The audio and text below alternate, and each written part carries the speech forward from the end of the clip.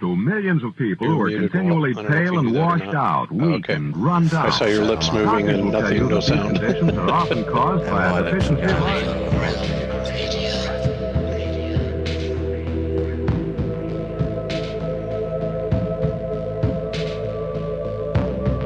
The iron you need to keep you physically fit and mentally alert.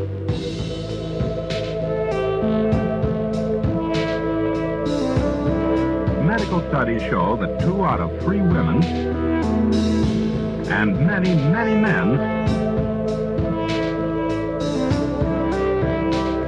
lack the daily iron your body requires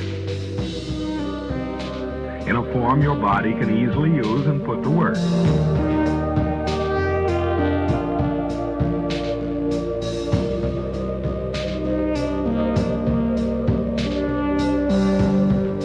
Every dose gives you more than your daily minimum iron requirement. We are the way, we are the way, we are not alone.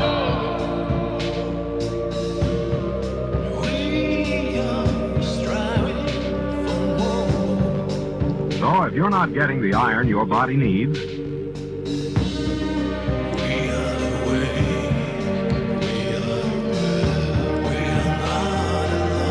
if you feel weak, run down, and are easily upset,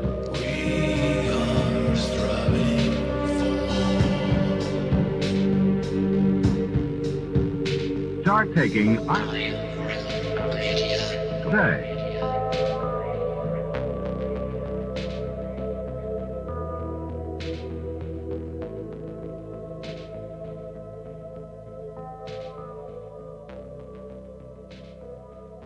The iron you need to get what you want. Thank God it's Friday. Oh shit, it said. It's Friday, my dudes. Oh shit. Who's that man? Oh shit. Sorry, TGIF, everybody. Happy Friday. I'm just here making myself laugh. Because if you can't entertain yourself, who the hell can you entertain? My name is Josh Corey, and you have joined Have No Sphere right here on the Iron Rail Media YouTube channel. Let's jump right in and say hello to the posse. P-O-S-S-E. Starting off with a man with 1,000 faces, one Mr. Walter Johnson, my partner in crime over there on TFR, every Tuesday and Friday morning for Ironworks. Sorry, I almost said Have No Sphere. I did. Hi, Walt. How the hell you doing? I do that too. I'll do Have No Sphere with you. Good morning, afternoon, evening. I know it's all of that and more for you all because we've done our morning. Some of you are doing morning. Some of you are in the future. Looking at you, Rob. Hope you guys had a good Friday so far. Hope it's going to be better after you hang out with us for a while. We had a great show this morning. Heard from our buddy Nuka-Cola.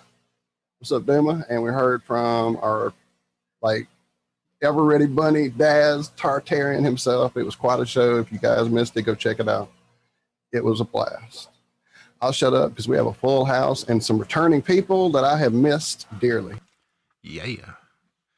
Well, my other partner in crime, it's a partnership in crime, the 3 of us over there in the mornings on TFR. I'm with Mr. Zachary Zabala, or here on the tubes, he is known as Good Times for All. Zach, how the hell are you? Hey, Josh. Hey, everybody. Hope you're all having a good day. I'm doing pretty good. Got me a little nap in after the show today. Did a little bit of yard work. I think I'm ready to get back at it. I'm feeling a lot better. It's very calming and soothing to know that I don't need to go to a hospital for any reason. That had me kind of worried. But no, things are good. Yeah, we got some new furniture for Cami's office today. Got that put together and set up. Sweet. Yeah, things are coming along nice and smooth. Ready for the show tonight. Me too. It's going to be a good one. Well, let's go ahead and say hello to Miss Cami. Feels like it's been a while since we've gotten to really talk and hang out with Miss Cami. Cami, how are you? How's everything coming together? Doing really good. It's good to be back. Moving, as everybody knows, is so hectic. But like Zach said, my desk arrived this morning at the front door, And I opted for a desk. I opted for a maple tool bench or workbench. Really sturdy, nice. I'm excited to get back to work. I'm going to be working with Watson on doing some graphics. I'm going to be working with Baldini on some different things, and I can't wait to finish unpacking and like move forward. I feel so optimistic right now. It's kind of a fun way to feel like through everything else that's been going on. Just the freshness of the optimism and that and getting to move in that. But it's really nice to be here. We are thrilled to have you back. And then to round out the IRM regular crew, our weekly panel member, Mr. John. Savage! John, how the hell are you? Thanks, Josh. Yeah, I'm doing well. Looking forward to the show. Feel a bit lame, really. I haven't really been doing much other than stripping the inside of my battle bus. It's bare bones now. I'm just trying to beat the winter and install some sort of semblance of insulation that might actually stop me freezing to death out here. Other than that, yeah, not a lot, really. Not a lot, but looking forward to the show. And yeah, great to have you back, Cami. And how's things with you, Josh? Well, things with me are going reasonably well. We were on the house hunt. We thought we had found one that would suffice, sort of within the city limits, but it was on 2 acres. So it was a pretty nice house. It needed some updates. So the price was right that we would still be able to do the updates and do the stuff to, keep it relevant and increase the value. So we put a bid on it, and then within about 10 hours, another house came up for sale. And just looking at it, I fell in love with it. I sent it to the wife. She fell in love with it. We called the real estate agent and said, is there any way we can just jerk that offer on the other house and put an offer in on this one? So she did some finagling and came up with it. So we went out and got to stroll around the property a little bit, took a look at the outside of the house. Today was the first day for actual showings on the inside. And then Sunday there is an open house. So we will put a bid in on this house this weekend, and we'll find out next week, fingers crossed, exactly how we fared in the process. But yeah, it's a gorgeous little cabin in the woods, basically sitting on 4 acres, surrounded by other large lots. So there's not very many visible neighbors. Plenty of room to roam. I'm really hopeful. I am already way too emotionally invested in this house to be doing any sort of real estate transactions with it. But it just, once I saw it, it really did just sort of speak to me. Just sort of said, hey, psst, I'm the one. I said, oh, Exciting.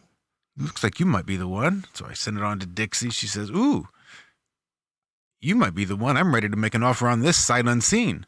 I said, well, I'm glad you said that out loud because I wasn't going to say it, but yeah, I am too. So that's basically basically what we've done. And we're at the point now we can, because they've started the showings, we could go inside and take a look around and see the interior.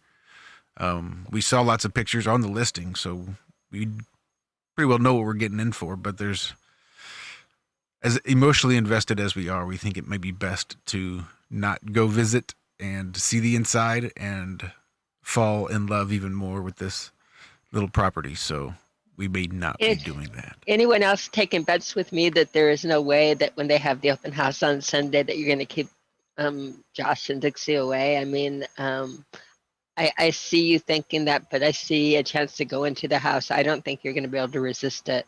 See, I would rather. I really don't. I hope don't. It's going to be screaming with lightning and raining and everything and really shitty on Sunday. That's what I hope.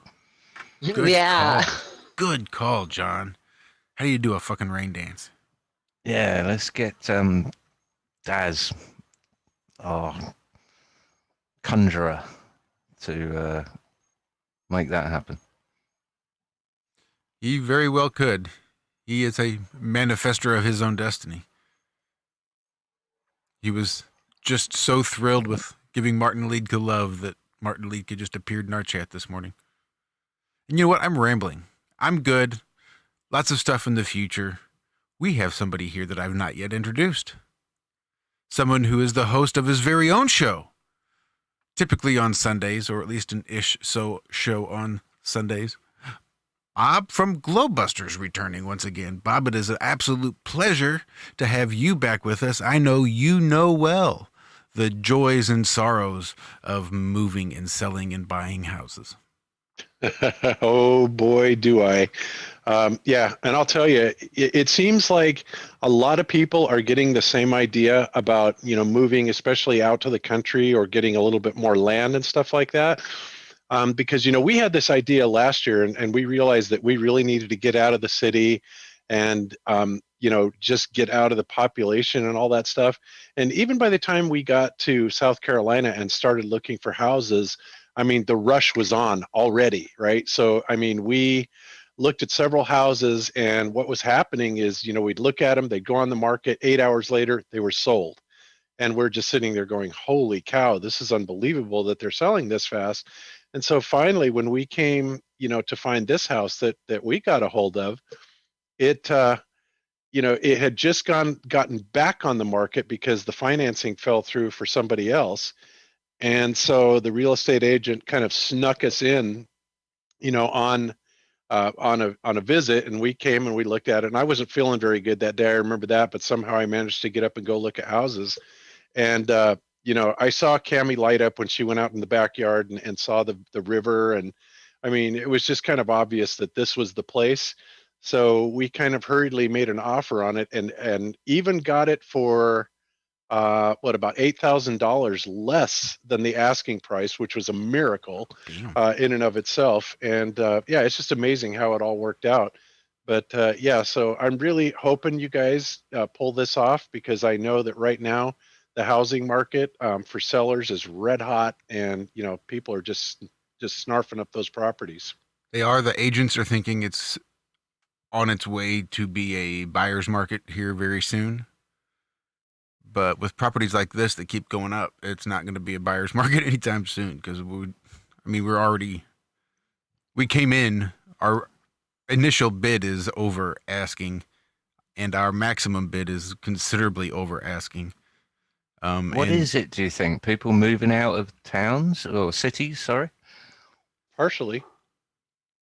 The people that bought our house, even though they didn't wind up moving into it, and that's a story, all separate of itself, but they, were going to be coming from New York. And, it's amazing because I've talked to several people here, like at the stores, and it's amazing how many people, come to these smaller towns in like South Carolina that are from the big cities that simply cannot stand being in the big city anymore. Whether it be the traffic or the 5G, obviously 5G was a big concern for us. Yeah. I didn't want to be there because they were already starting to put up towers going down our street in Denver. And, for whatever reason, people are just getting the idea in concert, everybody wants to get out of the city, and they want to go find a place that has some land, That's a real shame, isn't it? That doesn't really fit in with the Agenda 2030 at all about moving everyone into mega cities and stuff, but I'm sure they've got something up their sleeve. But I had the same bug in 2004. I was living in London, and it was just turning into a hellhole, and I could just see myself struggling to stay afloat with the mortgage and everything, which was something like 1,500 quid interest only at that point. Interest only a month. And so I bailed out for the country in 2004. It was the best move I ever did. Yeah, I can understand that for sure. And one of the things that I'm most grateful for is, I kept telling Cami over and over again, I don't want to walk back into another mortgage. And we settled for the idea that maybe we'll just finance 100,000 or whatever. But it all worked out, especially with this place, that we were able to pay cash for it, and we don't have a mortgage anymore. And I have to tell you guys, sweet. That is the nicest feeling in the world. It is. We paid ours off in, I think, 2010, so about 10 years ago, and it's the most liberating thing ever. It's just makes you sleep well at night, you know. Yeah, it does, especially when financial times are so uncertain, you know. But and you know, not that I'm trying to scare anybody that does have a mortgage. It's just, you know, we paid, you know, I've paid mortgages my whole life. I'm almost 60, and you know, it's just nice not to have one. Well, I would say to anyone that has a mortgage, now is the time to challenge it. And there are, I mean, all the law stuff is out there. And I was partway through. I was the third letter into challenging my mortgage when we came into some money, should I say, and just for my wife's ease of stress, we paid it off. But I was more than happy to take these guys to some sort of position where they would have had to answer for it or walk away from it. But yeah, I would get a mortgage and I would immediately challenge it. But yeah, a bit risky, especially with the other half and all the rest of it. But yeah, not having a mortgage is nice. Yeah, you know, it's funny. It was shortly after we got our mortgage on our house in Denver, I got mixed up in one of those, you know, dismiss your mortgage type of things. And actually, on the surface, it looked legit, and they were actually able to dismiss, you know, a few mortgages. And the way they did it was really crazy. But what they would do is they would buy up debt, or specifically bad debt, and then they would call that a financial instrument that actually had legitimate value, right? And then they what they would do is they would trade that in on paying off the mortgage. And Subprime mortgages, isn't it? yeah, exactly. And they were actually getting away with it for a while, and then all of a sudden the Fed wised up and stepped in and said, nope, we're not going to accept these instruments as valid financial instruments anymore, and you're not going to be able to pay off mortgages with them. So unfortunately, before our mortgage got dismissed, they put the kibosh on it. So oh well. Slam the door on that one. But there are other ways. There are ways of challenging them, but it's different. You got to know what you're doing because you're dealing with your house. So yeah, Right. it's like There's bailiffs. some emotion at stake here, and some. I understand it is your heart's in it, and Yeah. it's hard to take these stands with something you're so emotional on. The other thing that you guys didn't get to on the move is what's happening with the real estate, or what I see is, and I don't think they counted on this. I think they want to get everybody in the cities, but the fact that everybody is now working from home, a lot of the firms have decided to continue on doing that, and the people have found out that we don't have to live in the same city we work in. We can just do our meetings and do everything over that's a the good internet. And so what happened is the people that did offer on our house and buy our house, and it turns out it was supposedly a young couple getting married, and they broke up and then they rented the house. I'm not sure how true that is, but it doesn't really matter. Their story was they worked in the banking industry in New York City, and they decided they would rather live in Colorado by the mountains and ski and have a better house and everything compared to living in Brooklyn. So going to Denver felt like a small city compared to where they were, coming from. I was looking at Denver from a financial standpoint, and if you look at it, they will say that everything about it is unsustainable right now, that the housing market, the income level does not sustain it. So unless you have people living in other cities that are making more money, the local income does not sustain any style of living there. And they put it out there. They put it out that the housing market and everything is so far beyond what it should be for what the wages they pay. And then you look at the water shortages and towns that are already putting water restrictions into place ahead of time. In the fall, Fort Collins has shut off, made it so after October 1st, you cannot water your lawn, you cannot wash your car, you can do no outside water. I saw Denver is a very scary place to be stuck in. Yeah, and the cost of living there for us was getting outrageous. I mean, our last month there, our electricity bill was over $400. Our water bill was over $400. I mean, that's insane, just insane. So, and then you're dealing with a mortgage of nearly $2,000 a month. So, bare minimum, it costs you $5,000 a month just to live there, bare minimum. And that's obscene. You got to drive everybody out of the cities first, you see. Yeah. That you'll kill a lot more that way when you start starving them off. Once you interrupt those supply lines and you start starving them out in the woods, you'll kill a lot more if they're out there already starving. Where it takes a long time to get to a grocery store as it is. So you might as well just try to rough it and hello, winter. Good luck trying to survive a winter. And yeah. Then they all come running to the smart cities.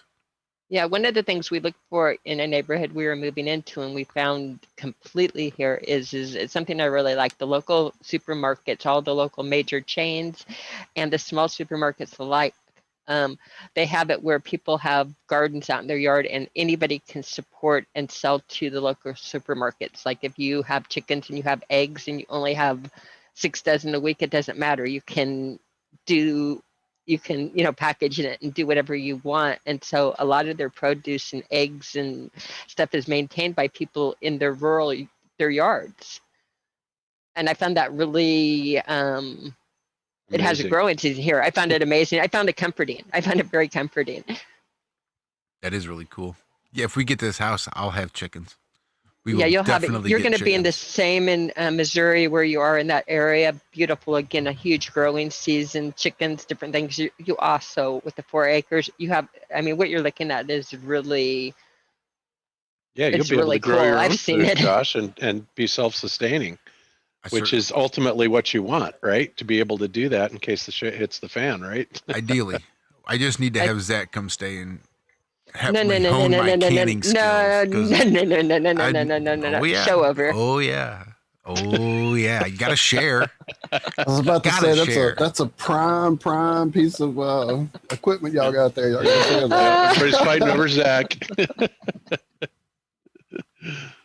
Oh, you guys crack me up. Like I said, I don't know that we would survive a winter on my skills and knowledge. It'd be real lean winter, that's for sure. A lot of squirrels and rabbits. Or fasting. 4 acres, you could get. I'd definitely be living off some of this blubber I've been storing for that winter. Yeah, we've considered goats I know are something she would love to have. I'm not sure there'd be quite a way to do it down there just yet. It might take some clearing of some land because a lot of it is wood. It's a pretty small backyard for 4 acres, but there's a lot of wood in there. So Good, that's good topsoil right there. Old growth too. Lots of big trees. Nice. Yeah. I hope you get it, man. Me too. Fingers crossed. There's no reason we shouldn't. We deserve it. God blessed. Absolutely. Well, I know we have a fun topic for the show. Bob, thanks for joining us today.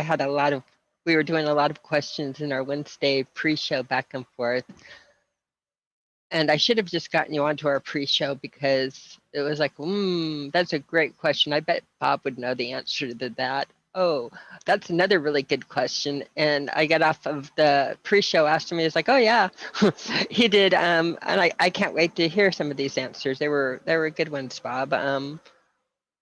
I know that one I did not throw out to you, but can I just start in the middle of nowhere because why not?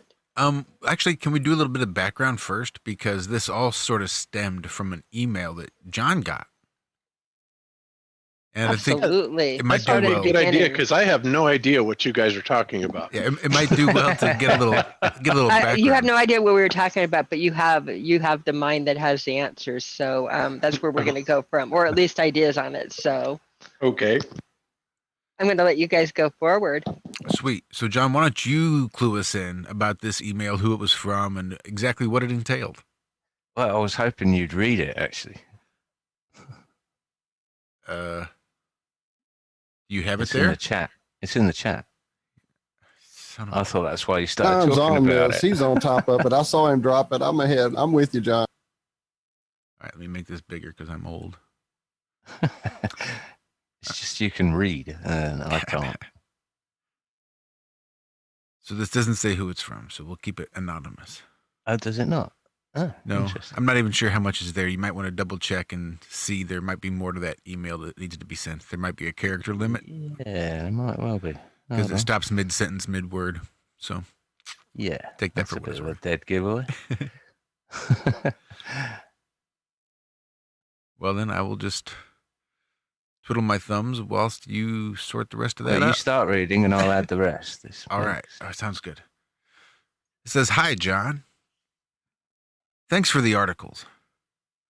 I'm aware that the real Earth isn't what is being advertised publicly.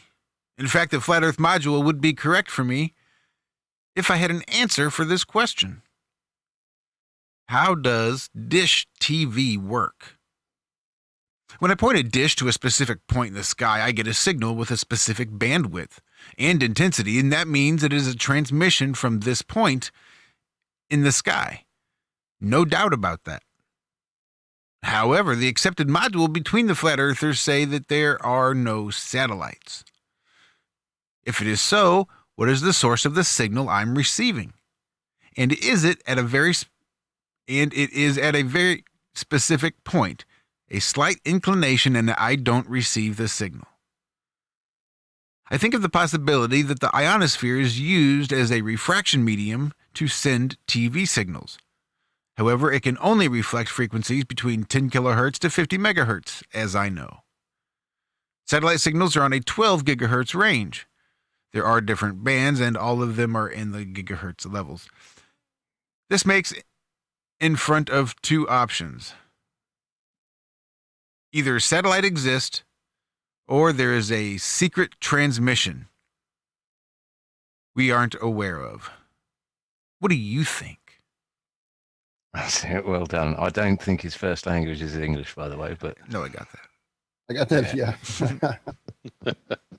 yeah. Well, that's- so that's directed at you, Bob, to start with. I'd say I'm going to try and log into my email and see who this is actually from, so I can give him a shout out. But yeah, it's Okay. a good question. It is a great question, and it's one that I've thought about quite a bit. And there are actually several possibilities that we have come up with, and I'm not going to say which one is absolutely the factual one, because I really don't know. But I think that there are some really good candidates, and I do have a favorite choice out of all of them. But obviously, one of the first ones would be that satellites. First of all, satellites do exist. They just don't exist floating around the Earth, as claimed by NASA. It's obvious they exist. We've seen them launched. We've seen them crash. But what they're attached to is not any type of spacecraft. They are simply attached to a balloon. We also know that the balloons, there are literally thousands of balloons that are above us. And ironically, those balloon missions are sent up in support, via Robert Bassano's excellent documentation, are sent up in support of either space station names or specific satellite names, and they are openly documented as balloon support missions. Well, you kind of have to wonder about that a little bit. So the bottom line is what we're saying is that a lot of these satellites are absolutely on balloons, and the way that they would pass traffic, to kind of emulate a satellite, either geosynchronous or geostationary, either going around the Earth or staying in one place, is simply by a technology that we've had forever, and that's RF repeating, repeating the signals from one balloon satellite to another, to another, to another. Cell sites do it. Cellular technology is obviously something that uses this type of technology, and then it's voted on, depending on where you are with proximity to that satellite. Now, one thing that he is saying very specifically is that, I'm pointing my dish at one point in space, right? I get that, which means you're not trying to track it or follow it around everywhere, which means that there are a few other possibilities as to what that can be. Well, first of all, if you accept the notion that that we are in a container, right, where there has to be a container, we have gas pressure, which means there must be a container, right, because the gravity explanation just doesn't cut it.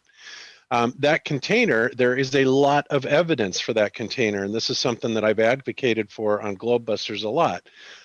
That not only do you have gas pressure, but we do have a gradient of pressure and all that stuff. Everything points to the fact that we have some sort of a container around us. And in fact, it could in fact be a dome around us. Okay. And if that dome is something that is at least somewhat physical, like the Bible describes it, like a molten glass or something like that, it sounds like it has some pretty, solid properties to it. We could at that point then attach things to that dome, possibly, or at least get things in extremely close proximity to them and be right there. Or as one alleged satellite engineer has come forward and said, what they've done is they have charged it in such a way that that it can actually reflect signals back down to exactly where they came from. So that's a couple different possibilities. So I guess what I need to do is specify specifically, how that is done, or at least how he detailed that is being done. And what the guy said on that was, he said that when they were sending up these bombs and they were supposedly, launching these nuclear bombs up at the sky, what they were doing is they were introducing super hyper intense electromagnetic pulses. Okay. And that was ionizing this firmament, right? This dome over the top of it. And what it did was it gave it the characteristics of not only being able to bounce a signal off at the geometrically appropriate angle that it came in on, but it also, for whatever reason, allowed that signal to be bounced back directly to where it came from. Okay, so then the first thing, the next question this guy would ask, I would imagine, would be, he would say, well, yeah, except the problem is you have an uplink on one frequency and you have a downlink on a different frequency. And to that I say, you're absolutely right. That is technically how it works, but that doesn't mean that that downlink cannot also be an uplink from that same source, right? Depending on, wherever that is. In other words, you can uplink that frequency, and if it's going to bounce down back to the same, general area, or bounce down to a geometrically appropriate area, it can still be on that same frequency. And because you have a specific footprint, right, then you're going to have a coverage area that's going to look somewhat elongated. Well, in fact, if you've ever seen a satellite footprint, it would be commensurate with the idea that it's a signal that's being bounced up and then bouncing off something up above and then coming down, and you would actually have an elongated pattern. And that is exactly what you see when you look at these so-called footprints for satellites, especially for DirecTV or Dish Network or anything like that. You see them coming down in that type of ellipsoid or elliptical type of pattern. So that's Is that anything to do with Doppler effect? Well, Doppler effect really is that's more something that would be more akin of radar, and that would be for something that would be on a moving target. We're talking specifically for DirecTV, we're talking about stationary targets. So Doppler really isn't something that would be a factor here. That would be something that might be more used in GPS, for example, assuming they use these balloon satellites for GPS. But that's it's just I hear the globe believers saying that they can test. They know that it's a satellite in space because of Doppler effect, and I've never quite understood how that's the case. Because, like you say, a lot of them are geostationary, aren't they? I mean, yeah, I just don't understand it. Well, yeah, and there's a guy specifically, his screen name I think is GPS. He's a Glober troll that goes around talking about that. And he also likes to tell everybody that I deny the Doppler effect even exists, which is utterly retarded, because what I did in the Air Force was radar, right? Right. So for me to deny Doppler existing is a little bit on the crazy side. But yeah, that's something that's altogether different. And of course, they'll tell you all kinds of stuff. Remember, how is it that he knows? Did he go out and do Doppler tests? Of course he didn't. No, what he's read it somewhere and repeated it, hasn't he? Exactly. He's reading it and parroting it back because, and NASA can also fool these people like Professor Phil Bell. They can send them back data that would be commensurate to exactly what they're expecting to see. right? Right. And this is the level at which this deception has gone. Obviously, they had to do it for the moon landings, right? So this is old hat, right? They had to convince all those Apollo controllers and all that stuff that all that telemetry was real. Yeah.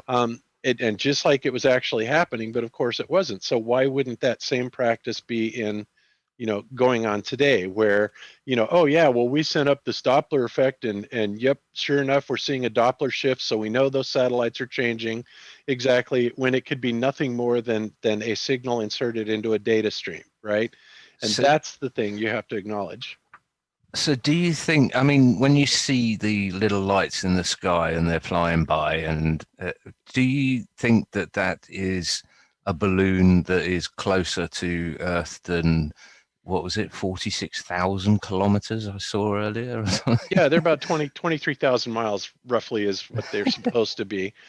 And yes, I do, because first of all, there's no way that your eye, even if it was reflecting light, would you ever be able to see that? And I don't know if you guys saw my presentation for the 2019 Dallas conference, but my whole point for that lecture was that people see the ISS, right? And the ISS is allegedly traveling at 5 miles per second, and you can see it from anywhere from 2 minutes all the way up to 8 minutes. And typically in Denver, we would see it for around 6 minutes. So there's probably there are places in the country that theoretically you can see it for 8 minutes. All right, so let's think about that for a second.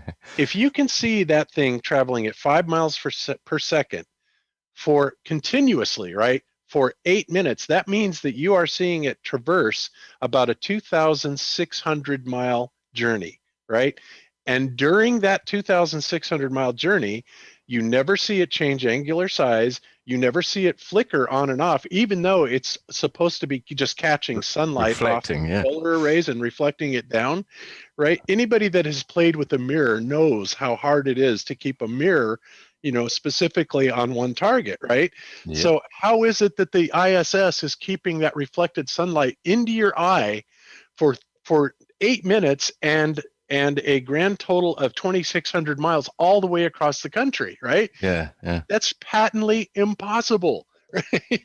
So, I mean, not to mention that most parabolic dishes or whatever, certainly here in the UK, are almost horizontal. I mean, what are they pointing at? Ground, I assume ground towers, but granted, some satellites I've seen around the equator pictures, because I went on a big search for them. Some of them do point straight up, but like you say, that could easily be balloon technology. And there was an article. Where is it? This one. This astronaut could take you to the edge of space and back in a balloon. But there was an interesting paragraph at the very bottom that said the company's proprietary balloon technology is used as a satellite orbiting the planet or hovering over a single location for many months, allowing for a myriad of research and commercial applications, Worldview said. So clearly they have balloon technology that can hover in one place for many months, and I imagine many years. Because also with the weather balloon footage that we've got back from our amateurs, 120,000 feet or whatever, there is no wind up there. It's dead silent, isn't it? There's no. That's correct. It's called the pausosphere. Is what they call it. Air pauses there. Right. And in addition to that, John, NASA is being partially truthful about how, they're navigating these so-called satellites, right? And they say that on a lot of them, they're using a technique called electrostatic tethering, right? Well, what is that? What does that mean? That means that they are literally casting out a long, long line, right? And then they are giving it a different charge potential. And depending on what charge potential they give it, they're able to actually elevate it up to a higher elevation or lower it to a lower elevation. And this is absolutely real technology. And in fact, it's found in nature. I did a show on this talking about spiders and spider ballooning. And, the University of Bristol had done this study, and this was just fabulous. They were talking about, well, how do spiders actually fly around? And of course, the prevailing theory at the time was that they would cast out a web of silk, and then that web of silk would get caught in the winds aloft, and they would allow them to fly around. But what they found out is that they replicated the basically 100 volts per meter type of electrostatic environment that would be duplicated on Earth, except they had no winds going on. And as soon as they energized that electrical field that emulated Earth's 100 volts per meter, the spiders would sense it, with the little hairs on their legs. They would raise up their abdomen and they'd cast out that web, and bada bing, they'd take off. And what they were doing is, and they were actually able to measure this, is they measured the charge potential that the spiders were putting on that little silk strand that came out of their abdomen, and it allowed the spiders to go up and down and literally fly around and propagate around, which is amazing. So so it's not outrageous to believe that this is exactly what they're doing with these balloons. Same type of thing. And NASA even says it. Yes, we're doing this. This is one of the, remember the big incident where they had the tether that broke in outer space, and they had all the little things that were kind of, conglomerating around it, and everybody thought it was UFOs and stuff like that. Well, that was exactly the same technology that we're talking about here. And it does work, for whatever reason. And I don't know the exact physics behind it, but I do know that it works. I know spiders use it. And it is a legitimate navigation technique. Well, it was predicted by Professor Jim McCanney when NASA announced that they were going to hang a tether outside the shuttle or whatever, and he was like, "You really don't want to do that." And apparently, they did it in what they call the shuttle, and this thing nearly blew all the electrics inside. Yeah, because think of the potential it picked up, the charge potential. Because it's got no ground, has it? That's right. That's like, let's just hang out a big old lightning rod there and allow it to collect all that electrostatic energy, which would be millions of volts, by the way. So no kidding. Well, this is kind of like the little test we did in your kitchen in Denver with the balloons hanging on the KRMB pin. Exactly. When I charged it up with more electric potential, it started going down. Yes, exactly. You change the charge potential on the tether mechanism itself, and it causes the balloon or whatever it's attached to rise and lower. And the spiders do it, the balloons do it. NASA says that this is a navigation technique that they're using. Okay, I'm going to accept that it's legitimate, right? So, in other words, if they're up there, and there are also zones where there are absolute continuous winds, and we know that they're going around in circles, right? All you have to do is bring up that Bob Winds map, that bobwinds.com, which of course is nothing more than the winds aloft that are shown on an AE projection, and you can see that at different flight levels, there are different directions that the wind is going around in circles. So all they have to do then is to stay in a very standard area, is to change the electric potential on those tethers, go up and down. They will stay in a specific zone. And when you're up at that side of the transmission, the radio transmission, it's not so critical. In other words, if you bump it an inch on that side, it really doesn't matter, because you're broadcasting out from an antenna that has a very, very wide disbursement, right? In other words, it's not a pinpoint parabola. It's a different type of antenna that has a much wider transmission coverage, okay? Whereas when you're on the ground, obviously you have to be pointed a little bit more towards it. Plus you're using a very focused parabolic dish, right? So it's more critical on the ground. So what they're doing is they're having you believe that, it has to be absolute pinpoint pencil beam. They're looking right at each other, when that's only true on one side of the equation. It is not true on the other side of the equation at all. So there's your mechanism. There's a mechanism that you can do it via balloons. And like I said, this other satellite guy, and I don't know if you guys ever saw that video or not, where he came out and he was supposedly on the run because he had, you know, was starting to disclose these things, and obviously the powers that be didn't want it, and they wanted him dead or whatever. And so, but he went into this description about how they were electrifying the firmament, and that was giving it specific properties to where it would reflect and refract signals coming towards it in very specific directions. And I thought that was really interesting, and that to me made a lot of sense. So that's just another way. And you know, if you really get creative, you can think of a lot of ways that this could actually be faked. But when you think about what's going on, you know, about, you know, like you asked earlier, and I'm sorry I diverted so far off the subject about, do cool. I think those are the balloons that we're seeing that they're telling us are satellites? Yeah, I do. And I think that they could also have some sort of lighting on them, or it just may be that they are catching some sort of light on the ground. But yeah, even when you see those though, you only see them light up for a very short amount of time, and then they fade out, right? And that would be consistent with something that is reflecting light from the ground. That makes a lot more sense to me. But you know, to assume that that's actually happening, you know, like the ISS, and you can see it for thousands of miles, is utterly ludicrous. It makes no sense whatsoever. It defies all the laws of physics. Not to mention, you know, you start getting into the transmission, the power levels, the receive levels, all that stuff. These things have got to be close, right? So, yeah. Hopefully I didn't go too far up base for you. No, that was absolutely awesome. The guy's name, just shout out to say hello. Damn, I lost it. There it is. No, there it is. Larry Hall. So this is a reply to Larry Hall, and I appreciate him reaching out and emailing me about that. It's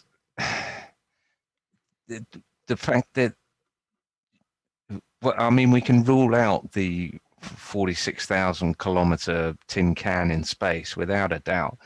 The balloons answer the sort of remote connections that people are able to get. There's also things like GPS over the southern oceans that doesn't work, even though they claimed for ages that it does. It turns out that they're rolling that out in the next year, jam tomorrow, as always. And I have a Magellan GPS, and it's supposedly it connects with the satellite itself. You know, it's supposed to be one of those. And when I was out in New Mexico in the mountains, that thing would turn off all the time. Right. So it's not just the southern oceans; it's all over the place. Yeah, Rob was saying the same. He had a satellite phone. I hope you can see my air quotes. When he was in Australia doing the trucking, and that would routinely die sort of 250 kilometers away from wherever he was, Townsville. I had something I was going to ask you then, but it threw me off.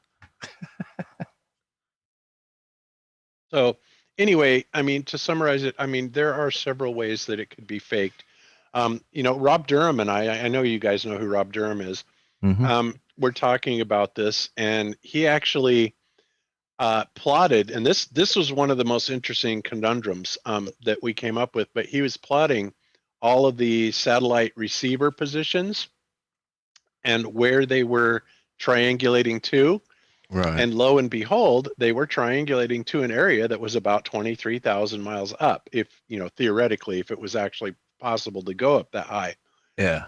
And that was something that really stuck in my craw for a long time. It's like, all right, so how is that happening? And then it occurred to me, it's like, wait a minute, they can all be triangulated on that point, but that doesn't mean that necessarily has to be exactly where that signal is coming from, because it can be broadcast out in a much wider signal dispersion area. So, yeah, so that really wasn't as big of a mystery as, you know, we thought it was initially, but yeah, and not only that, like I said, there's so much other evidence that shows that, satellites are not up there. You get guys like this Professor Phil Bell guy who supposedly is like some sort of a satellite engineer, and he's talking about, oh yeah, well we get video feeds and this, and it's like where are they, Phil? Where are the video feeds? Where is a single one video feed out of all the tens of thousands of satellites that are up there? Why is it that there's not even one? And what they try and pass off to us is stuff like the Himawari, right? Oh, that's a Yeah. live feed in space. It's like, no, it isn't. It's something that updates every 30 seconds or 5 minutes or whatever, but it's not a continuous video feed. You don't have anything up there that's doing that, and plus then you look at the rocket launches, it's very obvious that they're going up, they're arcing off, and they're going back down. I mean, come on. And we found the base code to the Himawari software as well. Exactly. How it can Yep. wrap it around a ball. One thing that would get asked of me anyway is the ham radios using satellites. I mean, they seem to be pointing up into the sky. Again, balloons answer this without a doubt. Yes. The Oscar satellites is what they were initially. I don't know what they called them now, but yeah, they had the ham radio satellites. And of course, the other thing I hear a lot too is the ham supposedly doing the EME bounce. Right? Yeah. And I have reached out to several people to actually take me, through this process. Now, I'm Mhm. not doubting that they think that's what's happening, that they're Sure. actually getting it. What I'm doubting is the mechanism, Yep. And also what software is being used and what assumptions are being made here. Because I was doing exactly the same. I was thinking of using some of the digital communications to, was it JT65 or something, these protocols that they use, especially for EME bounces and that. And I was thinking of getting the old Yagi out and pointing it at the moon and that. But what do you think it is? Bouncing off the dome? I probably, yeah, Yeah, probably. that's what I was thinking. And they will claim that, well, no, because it's giving us the 2500 millisecond delay. Well, maybe so, but there's also properties of that dome that we don't understand, as to what could impede that. It could be partial digital processing, because from what I see now, today we have the internet, and today it seems to be done that half of that equation is processed through the internet. However, I will fully acknowledge that this was supposedly being done before the internet ever existed, because I remember hearing about EME bounces, when I first got my ham ticket 45 years ago. Yeah. And so, yeah, I think that they are definitely bouncing it off something. And the only something I can think of that could possibly be would be the dome itself. And we're completely ruling out a natural satellite as the moon sort of thing, but not, it may be solid and actually bouncing stuff off it. Yeah, exactly. I think so. No, I think you're exactly, yeah, that's entirely possible. That, because look, in fact, we were just talking about this on Jaron's show. Somebody asked about the eclipses, and we were talking about, well, we've actually photographed these dark bodies, that seem to fit the description of quote unquote Rahu and Ketu, right? Mhm. In other words, I'm pretty convinced that there are some sort of black bodies up there. It's been talked about by several mainstream astronomers that are actually saying, there's evidence of that. And, we've got that visual evidence that has been caught by a few people. During these eclipses, they have these weird looking serpent kind of looking things that are orbs that are definitely appear to be black bodies that are obscuring the sun, during an eclipse. So who knows exactly what properties those are, and that could be something that's in the realm, in the vicinity of a moon that's causing that. It's the dark night satellite, surely. Yeah. Oh, yeah. Sure. You read about that? Yeah, I know about that one. Didn't I read somewhere that they docked with it, or they were planning to dock with it, or some crap? Oh, I don't know. I don't know about that. That'd be crazy. Does NASA even have an explanation for what it's supposed to be? I don't know about NASA, but there's plenty of others that do. Yeah, there's a lot of speculation. I mean, who knows? But okay, what about Jaron's photo of the ISS? Well, first of all, I can tell you it's 100% legitimate. You know, there are people, there are even flat earthers that are accusing him of CGIing that. But come on, guys, get real. Go out, do it yourself. You'll soon find that it is real, Yeah. and it is a phenomenon. And exactly how it's being done, the only thing I can think of is that, you know, obviously holography technology is more advanced than what they are letting on to the general public. In fact, I'm certain of it, because I think a lot of these so-called UFO sightings are actually projections, using and in fact, you know, I think a case can be made that a lot of the launches and what we're seeing in those launches, and even the Elon Musk, you know, launch vehicles coming back down and landing, I think a case can be made that those are actually CGI. Well, why? I mean, you probably remember the thing with Jeremy Clarkson with the loudest loudspeaker on Earth or whatever that was at NASA's Cape Canaveral or wherever it was. Why would you need a loudspeaker, the loudest loudspeaker in the world? You know, it sort of points to fakery, really. Yeah, totally, because you got to broadcast a big rocket sound for miles and rattle everybody's windows. And when they let it off, huge plumes of white smoke were coming out of these vents that were called the speakers or whatever. Yeah, so, it seemed to be unaffected, by the way, by the rocket power itself, right? You know, the rocket is going up and it's blowing this fantastic amount of jet stream, for lack of a better word, into those plumes, and they seem to be completely unaffected. Yeah, so it screams CGI all day long, really. But so you think I mean, crows caught the ISS across the moon as well, I think, or across the sun, one of the two. So you reckon sort of holography, or, I mean, there might be something physical up there. There might be, but, you know, certainly not 250 miles away, or... No, and here, let me tell you why also, because let me remind you of another little technology that I think really puts this to bed. But astronomers, and this is not a conspiracy, this is known fact, astronomers use a technique where they are firing a laser, I think about a 40-watt laser, at what they call the sodium layer of the atmosphere. And what this does is it gives a persistent star, for lack of a better word. In other words, they artificially create stars.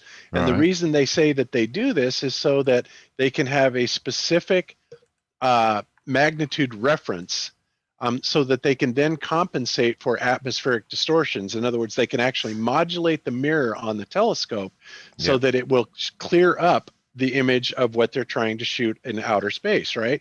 Well, first of all, you got to think about that for a second. Wait a minute. So you're saying that we can fire a 40-watt laser at the sodium layer, right, and get a persistent light there?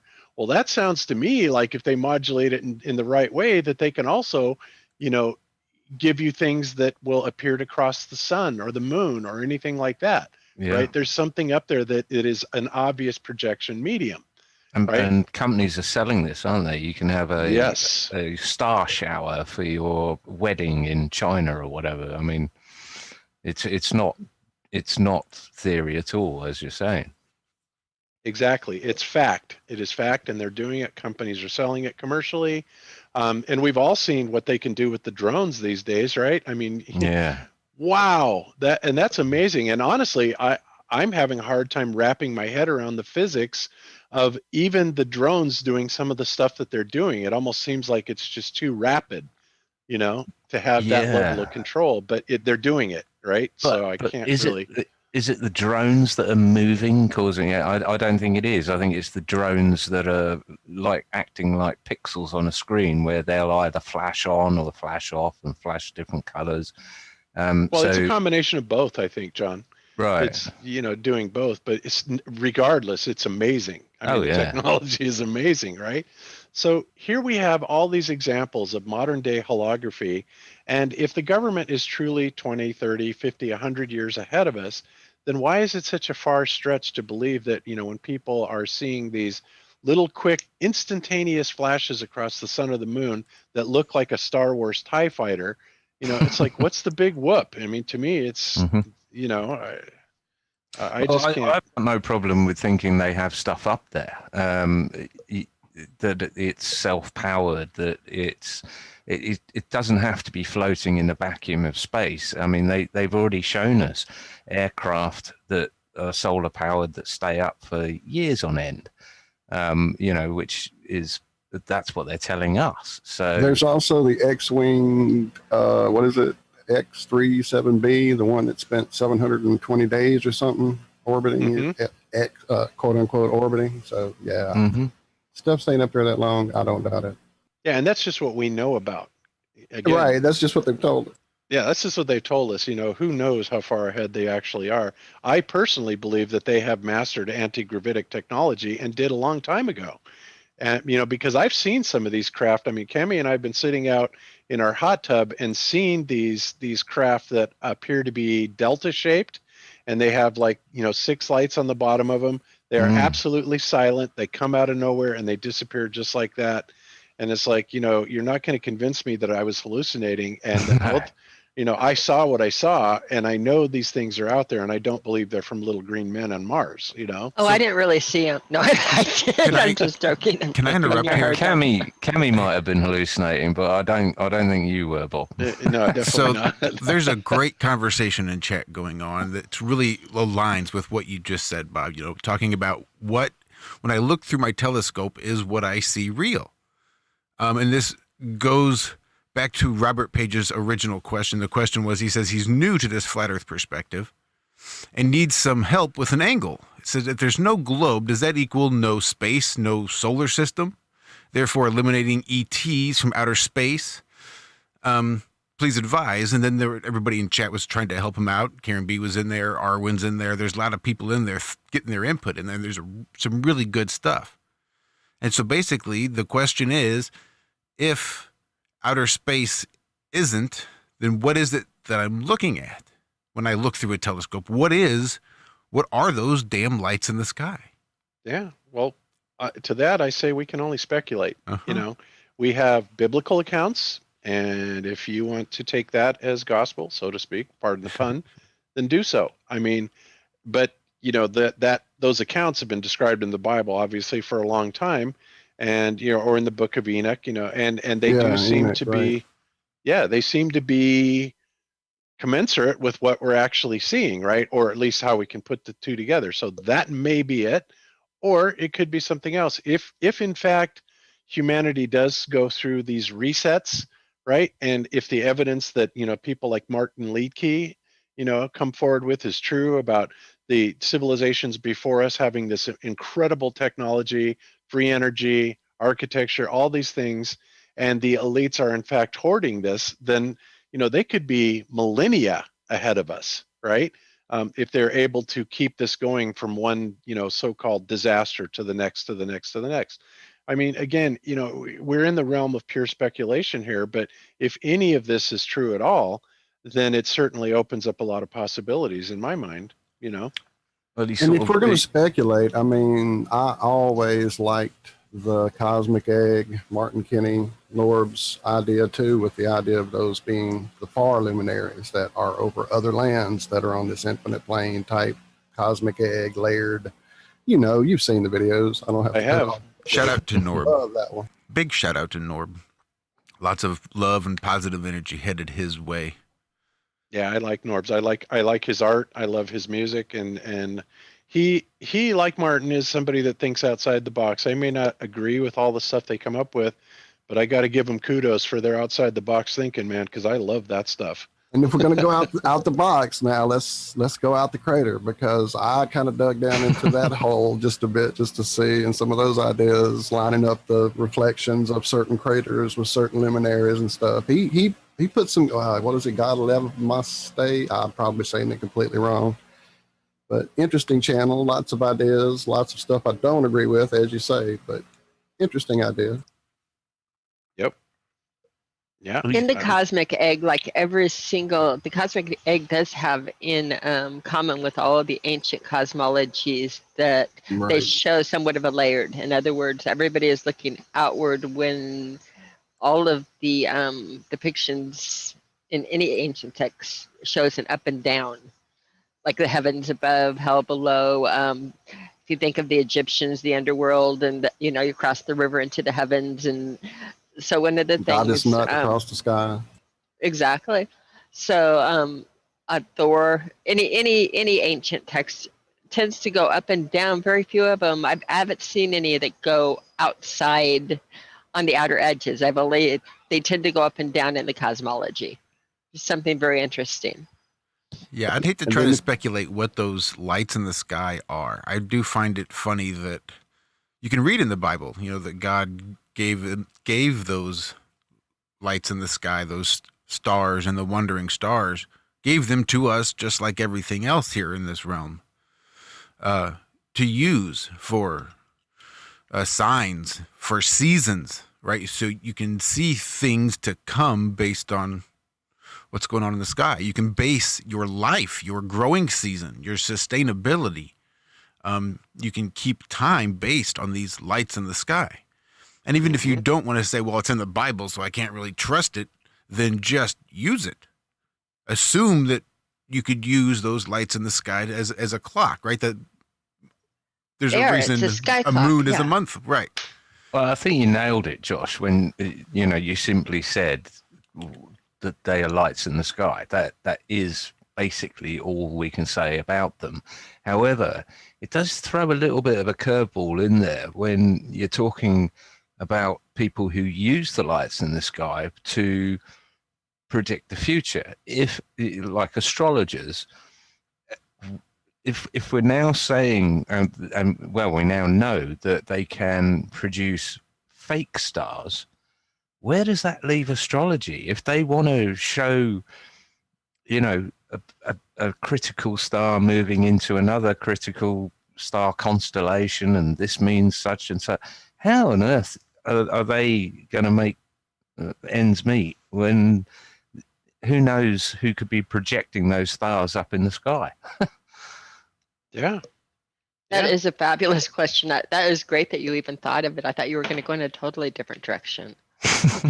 No, it's just very valid, and you have to wonder about things like that, especially once your eyes are open, to understanding that what we've been given, for our concept of space is utterly fake. And I'm not saying that, who knows what's on the outside of that dome? Who knows that space could be liquid? It could be fluidic.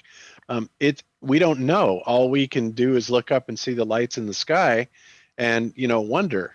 But I was absolutely blown away when I first saw that technology of lasers being able to be a 40-watt laser, right? Yeah, that's nothing, is it? I know. It's like, wow, that's absolutely incredible that they can do what that. was the laser? What was the power of the laser that FE Core have got? I think that was a 10-watt laser. Right. So I mean, that's not even out of the reach of civilians, sort of thing. That sort of change, if there are people that are reading the lights in the sky and they're for signs and seasons, okay, seasons you can't probably mess with, but signs for sure, people are reading lights in the sky and making predictions on them that could have been highly accurate in days gone by. But now if you have the ability to project lights in the sky, then you are literally writing the future. only if the people that can actually get signs from the sky. But when you go back to the Bible and the book that says they're used for signs and seasons, and then they found people in the woods using that sky clock for signs and seasons, they completely eradicated them. So a lot of that knowledge got lost. Or I'd say, yeah, there are compartmentalized, at very, least. very small percentage of people who can do it accurately and consistently and everything else. And I almost throw all of them out who weren't telling me that, we're living on a flat plane with a dome overhead, or Well, at there's least the Enoch version as well that talks about them being living entities that are assigned certain things, and if they fuck around and don't do their job, they get Yeah, there were 7 hell, stars that were cast out into right? darkness. So if you think Yep. about that and think about bioluminescence and the whole star in a jar luminescence, and if you think look about at the Ashley fact I want to that take it a video. step further. Yeah, I want to take it a step further. And what about in chemistry wise, they have shown that different elements grow differently and at greater rates. Like for instance, mercury grows at a faster rate elementally when mercury is present in the sky. So the planets and the stars cast energies too. So what does it mean when you just burn new ones? And again, how would it affect that energy? Because every plant and every rock growing has been kind of proven codependent on that. They grow at different rates accordingly. that's a good point. If they project something into the sky, does it in effect change the future? Now we're getting really woo. But you can imagine, I mean, like they say, millionaires don't use astrologers, billionaires do. So obviously there are people out there that billionaires would employ to consult on this sort of stuff. So they know what they're looking for and they know how to read the sky. So they could write correctly in the sky artificially. And those who also know, who are among us, the peons, would transmit that prediction and prophecy to us, and That could be a say huge they made part of- 7 stars fly out from somewhere, and then everyone, and it was reported on, then everyone who is into the Bible would see that as a sign. My God, there's 7 stars. They must be the ones being cast out. Or they could raise the blue Kachina or the red, whatever it is. I mean, we're stepping into an area of almost, we're almost stepping into the simulation world now that I try and avoid like the plague. Right. I think that whole idea of the billionaires using the astrology is speaking a big part of the whole space line, while they threw all those stars so many quadrillion, gazillions of miles away. So we all would go, oh, how could that influence us? Astrology is silly, just like the paper says it is. So Well- yeah, I mean, when you bring those stars in closer and they become something other, then yeah, that holds a big key, I think, John. Well, Totally. also, sorry. Oh, I was just going to say, because, and I've said this several times before, and I agree with you 100%, Walt, because if the stars are in fact close, now there are certain phenomena that are simply undeniable. And that is, and even mainstream is on board with a lot of this, but, there are certain specific planetary alignments that are absolutely intimately linked with like earthquake phenomenon. Of course, everybody knows what happens on full moons. I mean, there's so much data on that. It's unbelievable. And it's like, why would that even be a factor, for something reflecting a light a 250,000 miles away? When in fact, if you look at it, essentially the way that the Bible is describing it, let it be for signs and seasons of what's to come. And you look at astrologers and, like you said, billionaires are the ones that are using astrology, millionaires not so much, but billionaires obviously understand that what is happening is that those luminaries are close and they in fact create an energetic matrix grid, right? So it's much more than just the planetary alignments that are causing earthquakes or the moon that is causing people to go nuts or anything like that, but you have specific matrix energetic alignments that are causing all kinds of things to happen. And when you and I believe that astrology, frankly, was a science, and it's probably and is a science, honestly, when done correctly. And when you understand that and are able to interpret those energetic grids and their influences on not only our psyche but our physical condition, our environment, all of these things around us, you can't help but see the connection that it must have, if we're in an energetic grid, and we have so much evidence. If you're an astrologer that is consulting to billionaires, you're not going to be selling your wares in the back pages of the newspapers and stuff and telling you, don't break up with your partner this week if you're an Aries, this, that, and the other. I mean, it's just nonsense. You're never even going to know these people or what they advise, what they tell us. But like you were saying, with the stars being close, there's also the phenomena called parallax that we don't see in most of the fixed stars.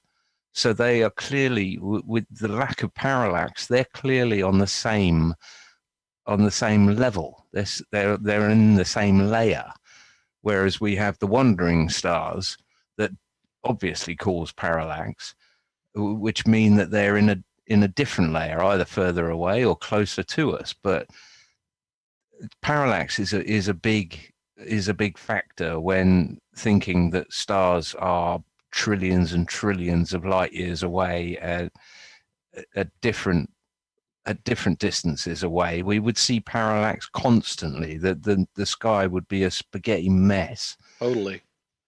A time lapse would not look like a time lapse or a long exposure photograph of the sky. Exactly. And that also goes right hand in hand, John, with the idea of, when you put together all the composite motions of the Earth, the 1,037.5 mile an hour rotation rate, the 67,000 mile an hour around the sun, the nearly 500,000 mile an hour velocity around the Milky Way, and the Milky Way having a 1.3 million mile an hour around the Great Attractor, and on and on and on. We're talking about nearly a 2 million mile per hour velocity that the entire, not just the sun, but every one of us is going at this speed.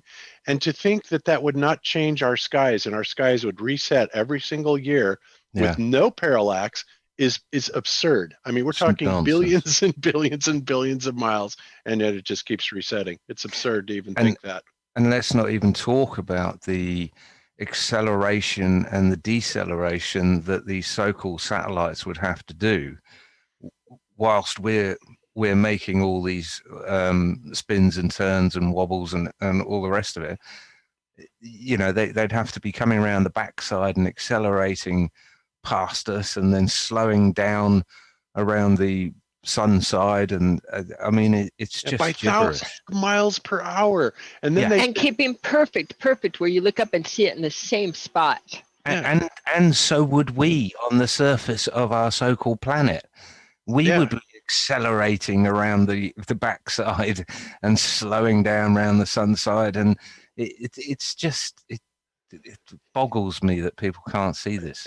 It does. And then they want us to believe that, well, our vestibular system isn't sensitive enough to register all of those, angular changes of velocity. And guys, they always come back to that example. Oh, well, if I'm driving a truck down the road and I throw a ball up, I don't feel anything, I don't feel any changes. It's like, yeah, but that's a linear velocity.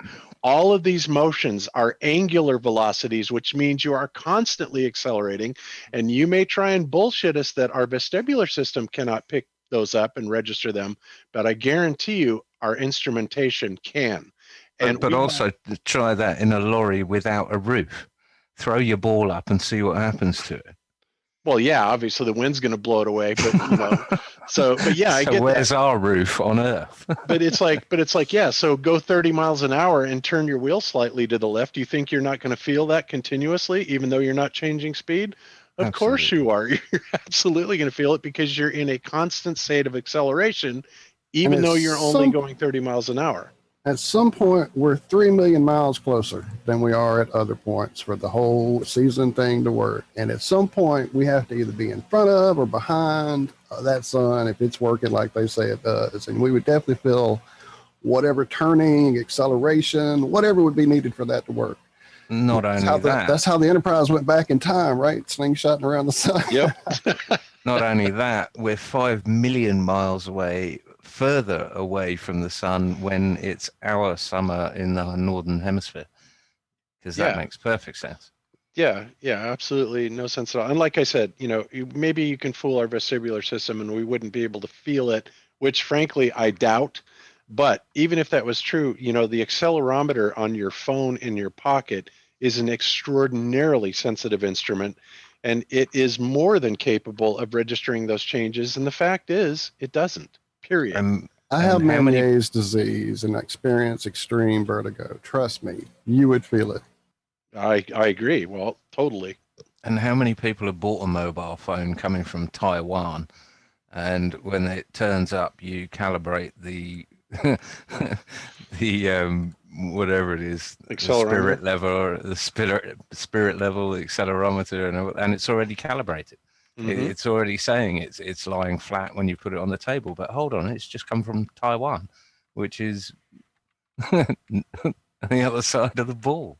Yeah. The reason that it doesn't have to recalibrate for down is because down is down everywhere. It's the same. We're on a flat plane. Exactly. Oh dear.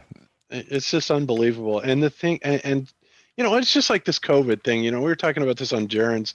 It's like there is something bigger at work here. And Amanda Balmer was saying that, she believes that they've really got this methodology of hypnotizing people and putting people into trances, to turn them into like zombies.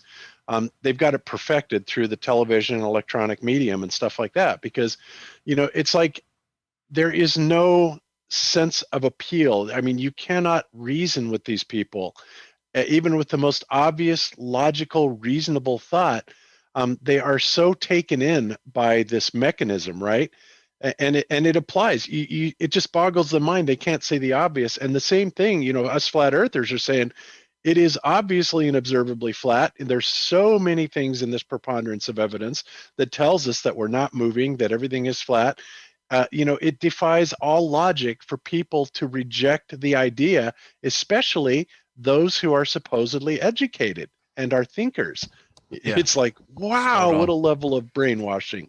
There are so many parallels between the flat Earth side of things and this COVID stuff that it's just not funny anymore. It's brought it into our lives now that these people that used to just be annoying and call you a conspiracy theorist, they are now actually threatening our lives by the nonsense they're believing and the bullshit they're going along with. And all day long, a year ago, they would have told you that the TV lies at you and can't trust MPs, can't trust the government, but the moon landings were real, or of course they wouldn't lie about the shape of the Earth or whatever. These very same people now are trusting the government's every single word and going along with everything they go along with. And I see it as pure bloody pride and cognitive dissonance that they can't now admit that, those conspiracy theorists that have been screaming this crap from the rooftops were right. They can't admit that anymore, or ever. Yeah. And honestly, I have to wonder, is it ego, John? Is it ego, or is Amanda right? And we are truly that far into the trance and that badly brainwashed. You really got to wonder. Well, I think well, they've built this thing. I mean, every the person. ego. Oh, I'm sorry, John. Sorry, no, I was just saying. I think the brainwashing, the programming, the TV programming, turns the ego on, and if you now turn back as going against something you said before, then you'll be crucified. And yeah, who knows? But either way, they've brainwashed the hell out of 95% of the population. They've built up that whole thing of you're intelligent, you're cool, you're smart, the nerd, geek, cool culture, the what is it? The Big Bang Show, some of the hipsters, NASA crew. You see all those people out cheering for SpaceX, and woo! I mean, they built this whole thing. They can't let that collapse. That is part of it. But I also think Dude, my nephew lives literally. I mean, it's this. This is it. This is phone. Never viewing reality. He sits on a couch and just fades into like a predator. You don't even know he's in the room. He just goes away. They have built a race of Yeah. drones. No, you're right. Robots. And what am I talking about? People looking up at the sky and seeing holographic stars that'll predict their future, when people don't even look up at the sky anymore. They look at their phone and they go, look, I can get it all on Celestron or whatever it is. You know, they wouldn't even need to project anything up there. Yeah, that's of course part of the brainwashing. And Arwen is absolutely correct. He says it requires tremendous discipline to get over a lifetime lie, and that's absolutely true. And then he says the ego will take dictatorial control and bypass it instead, and that is absolutely true too. So I guess the whole ego thing is part of the brainwashing, because like you said, you got to be the hipster, you got to be agreeing with the Big Bang Theory to be cool, and to be part of the in crowd and part of the cool kids and stuff. And yeah, mechanism. So I got to agree with that. No, I think it's all part of it, because they know us, our personalities, our traits. They know us better than we do. They've been studying us for decades, if not centuries. So they know how to manipulate. Definitely centuries. Yeah, they know what. Well, I don't know. And what did they preset in modern slang? And that to be cool. The smartest person is what, a rocket scientist, and nothing is stupider than a flat earther.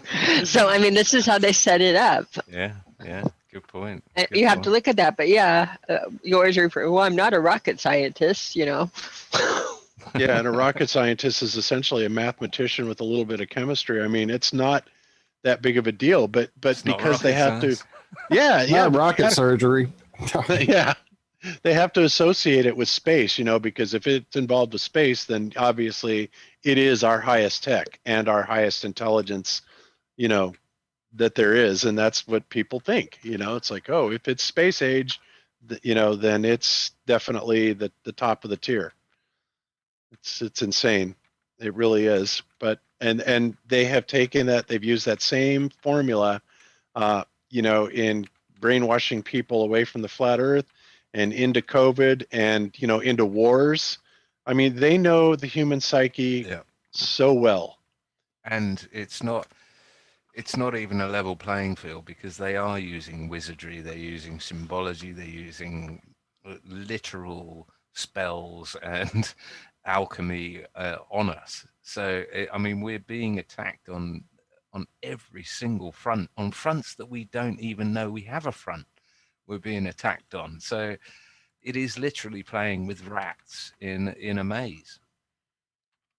And at this point, it's not even like you're a conspiracy into that. Like, you can show them patents, you can show them scientific papers for name it. You were talking about the anti-gravity earlier. I remember diagrams we were all passing around 3 or 4 years ago of the machinery for it.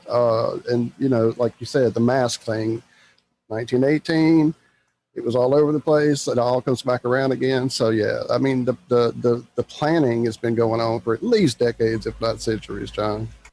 Well, yeah, I remember when the NDAA Act came out. I was showing all kinds of people the stuff that they were, that actually passed into law. Like saying that everybody was going to have a chip by 2017, March 22nd, 322. I was like, oh my God, this is insane. Well, the Patriot Act. Yeah, all that stuff. And they still didn't believe it. Well, they would never do that. I was like, they put it in writing that they're planning on doing it. They tell you that, Yeah, they're telling you. They put Agenda 21 in writing, right? They put this shit in writing. They say, we're going to reduce the population down to 500 million. Not only did they put it in writing, they freaking wrote it in stone. It's like, for God's sake. Yeah, and it's still available on their site. It's 300 plus pages long, because no one will read 300 plus pages. There's just no point. Yep, they don't hide any of this shit. Go read the No. Atlantic Journal. Look at what they're saying about how China is doing it right and how we should be modeled more like China, and that we gave our people too much rights in open media, and the closed media was the correct way to do it. I mean, this is what they're talking about. Go look. Go look into the Atlantic Journal. Almost every story is about that and how they need to gain control over it, and Yeah. how America is out of control. Now, I mean, it's scary. now one of the Who are they to say out of control? one of the um, one of the fears I've heard come up quite often, and I think Bob, you know about this as well, is that maybe we are hastening our demise by talking about things like flat Earth and ramming this stuff down people's throats and this sort of thing. I've got a bit of a different take on that, insofar as I think we forced their hand into this COVID nonsense, and the iron fist we're now seeing being taken out of the velvet glove. I think we forced their hand to pull these tricks on us, which is why it's being done so badly. And I'm being optimistic, but I think a lot more people have woken up recently because of COVID and the bullshit that they're putting on us, and sending us home, not working with full paychecks, etc., etc. We've got time to research what's going on. I see it as a positive thing that we forced their hand on this front. Yeah, I agree with you. I agree with you. And yeah, I actually posited that on a Globebuster show, I don't know, 3-4 years ago. When I said, the exact same thing you just said. I wonder if we are not hastening our own demise by forcing them into a corner, because we're exposing them, and not just the flat earthers, but all truthers in general. Their pedophilia is being exposed. The bankster fraud is being exposed. The flat earth is being exposed. The false flag operations are being exposed. 9/11. I mean, on and on and on and on and on. And I said at the time, it's like, look, at some point, we are going to hit a critical mass, and then the people are going to revolt against these people. So the scary part of it is they control the military, they control the media, and at some point they're going to have to respond. And you're right, John. I never really thought about COVID being the response to that, but it seems like it is, because you're right. It's being done very poorly, very hastily. And things just don't seem to be working out very well for them, even though I have to admit it's very disappointing to see the sheep just kind of still falling right in line with their masks. Yeah. No, I agree, but I mean, you'd think they could have come up with something that could have a definitive test. You'd think they could have come up with something where they didn't have to fudge the figures, where they could actually knock off lots of people, and it would make it a hell of a lot more believable. But the fact is they have to fudge the figures. They have to call everything cases, not deaths. If it is deaths, it's deaths with COVID, not by COVID. The whole thing just seems rushed and put out by amateurs. And this is what the people who aren't quite asleep are starting to wake up to, and they're coming out in their droves, including the doctors and the virologists, etc. It's I see it as a positive thing, to be honest, if not extremely scary and uncertain, but positive nonetheless. In terms of, I mean, how many of us have said to each other in private chats or whatever, I wish they'd get the hell on with it? Yeah.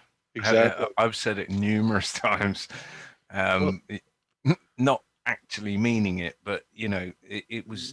The suspense is killing us, right? Yeah, 10 years, 12 years, 30 years for some people. The suspense is, it's like, if you're gonna pull something, then pull it, then get on with it, and let's deal with it head on while it's still my exactly. shift.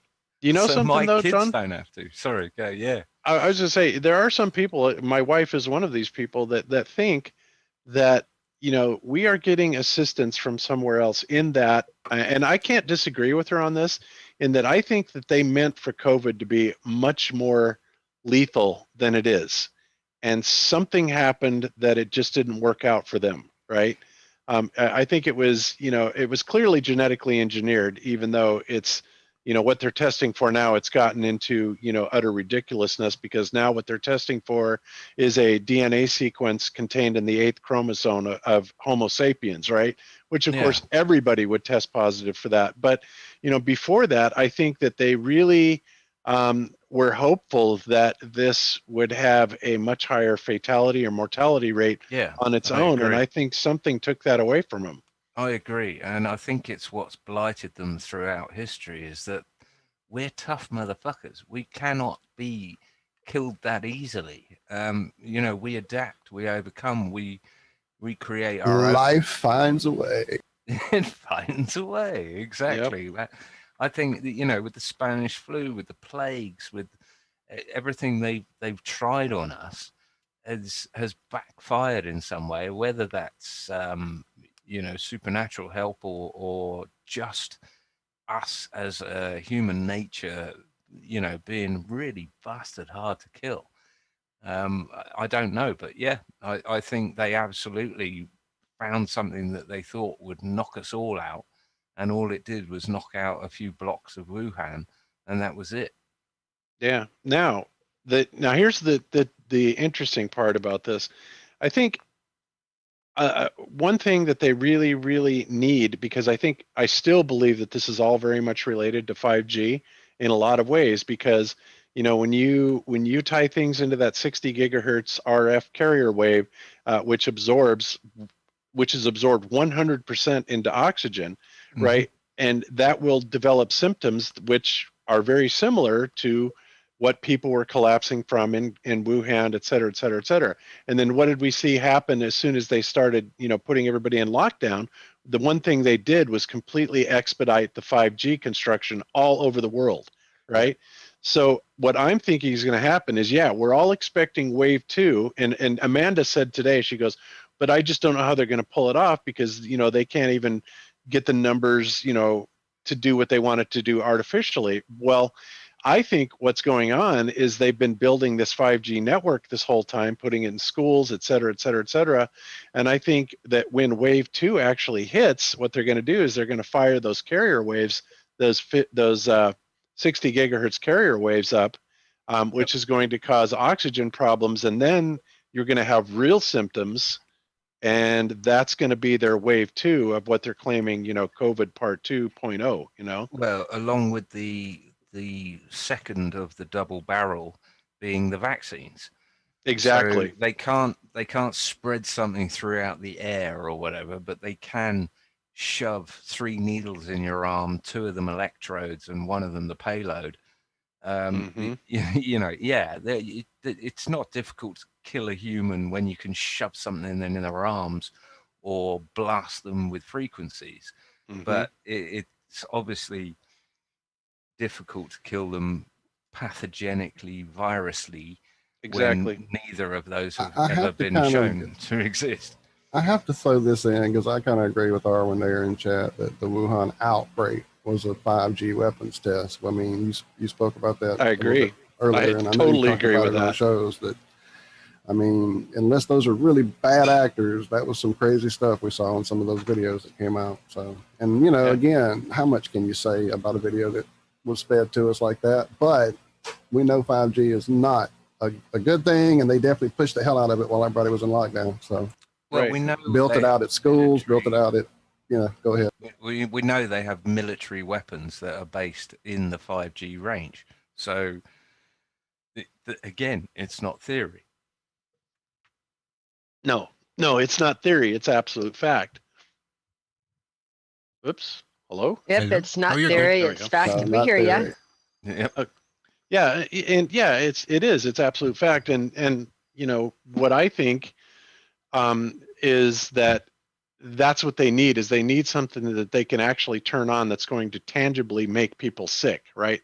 And then they can blame it on anything they want to, while diverting away from the 5G. So because if they go around just vaccinating people, well, it's not going to take people long to figure out that, 10 million people got their shots this week, and next week they're all dead.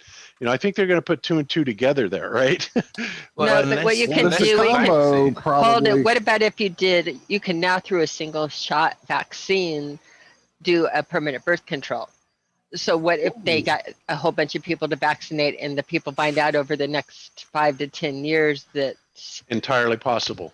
Ask What about anybody the from the Gates vaccine? Foundation vaccine program if that's possible. They'll tell you that's quite fucking possible. it's true. They freely admit that they now have vaccines that are birth control. There's 2 types. There's one that lasts like 3 years and there's one that's a permanent.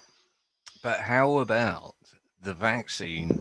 And I've heard this postulate. It's not my idea, but the vaccine is the antidote to the frequency, the 5G frequency. Exactly what I was going to say, all John. the Lucas Muppets in chat. all the Muppets go Right. take their vaccine, and then they turn it on, and all of us. Right. No, it's The the little way that chip you gets observe. to the right Bob, spot and protects you, the little chip that's in there, right? Oh, yeah. could they do that, Bob? I mean, because if it's worked on oxygen absorption, could they do something in your system that could block it hitting you, or? Couldn't they create a force field around you with a chip inside you that had a sort of Faraday effect? Well, I would be entering into a radical realm of speculation if I even answered that. I have no damn idea. Bob does not play a future technician, nor does he. Has anybody and I love speculating, but that one, whoa, that's out there. has anybody here read Dr. Mary's Monkey? You may, I remember No. somebody recommended it. Was that you, Josh? I don't think it was me.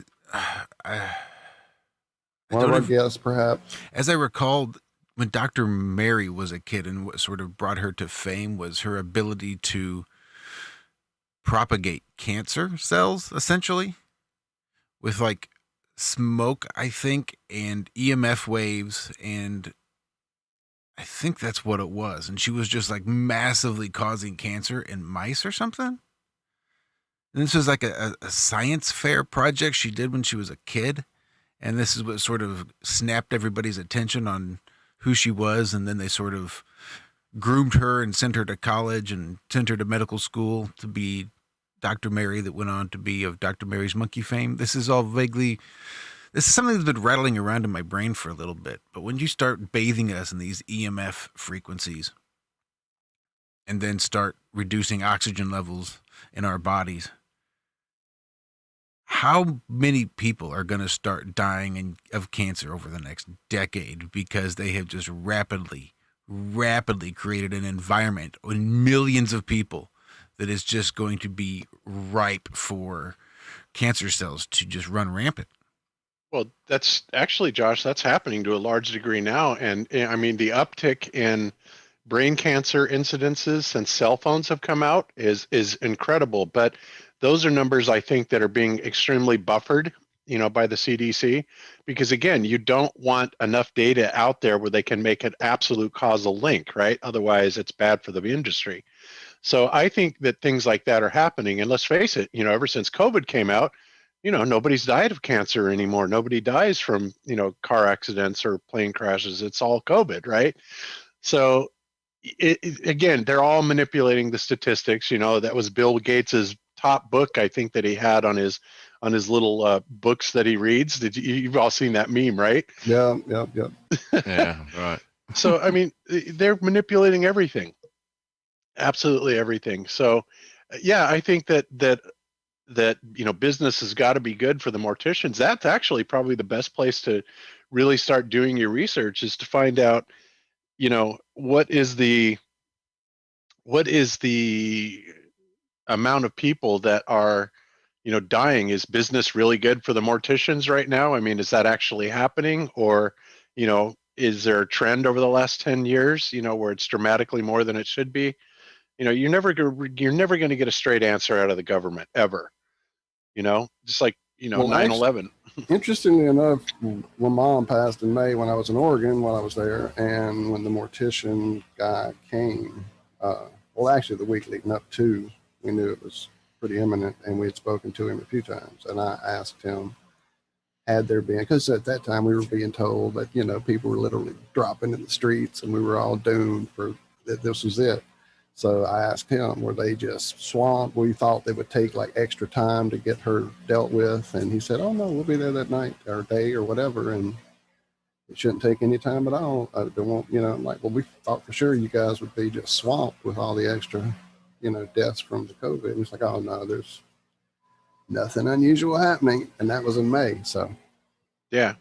And even with the artificially inflated, because everybody had to have COVID on their death certificates. But I'm talking about even before COVID hit, like long-term type studies, like when portable cell phones came out. I think that unequivocally there had to be a lot more, and I know there were, but I just think even those numbers were buffered about how many people were dying of brain cancer since portable cellular phones came out, right? Not something that they want that information getting out and being widely dispersed to the public, so they'll do anything to keep it under wraps. However, absolutely, it's all about the bottom line. It's all about the money. Keep the shareholders happy. I reckon less people are dying of cancer because they're not receiving the government mandated cancer treatment, as I've seen. Amen to that.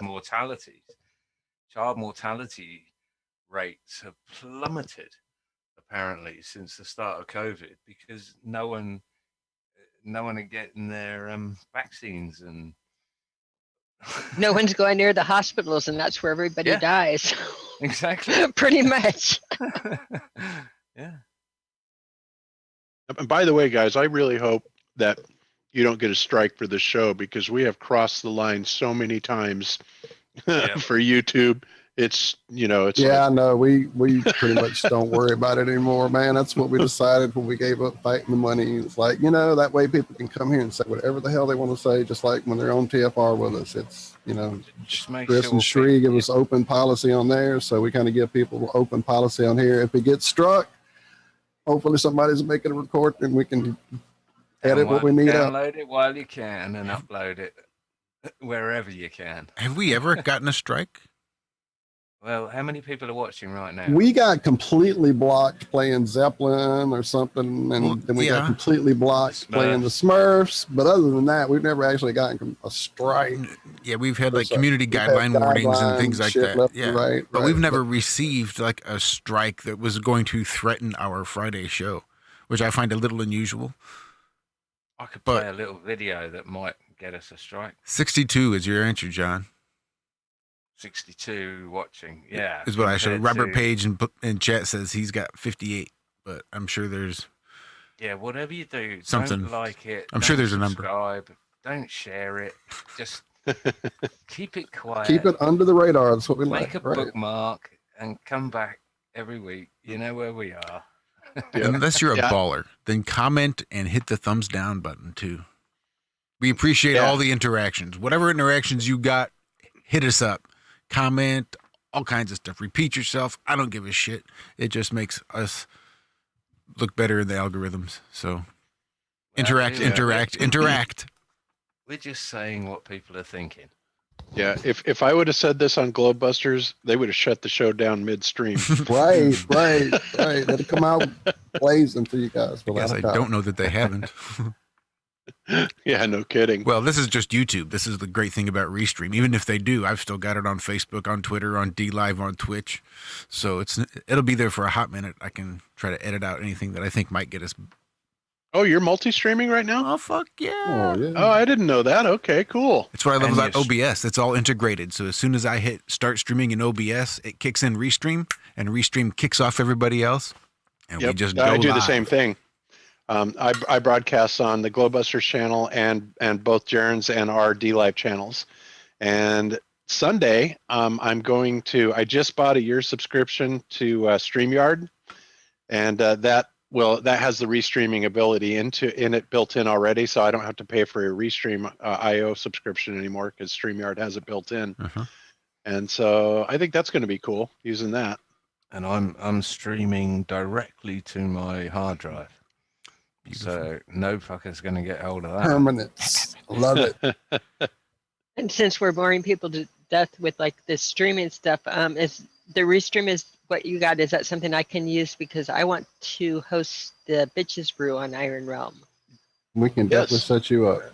Yes. Oh, you meant Bob. Oh, yeah, we can set you Well, up too. you guys have to set me up too or whatever, but yeah, I want to find a way to, Yeah. because I'm long past due on hosting a show, and Well, you guys are using Zoom, but Zoom.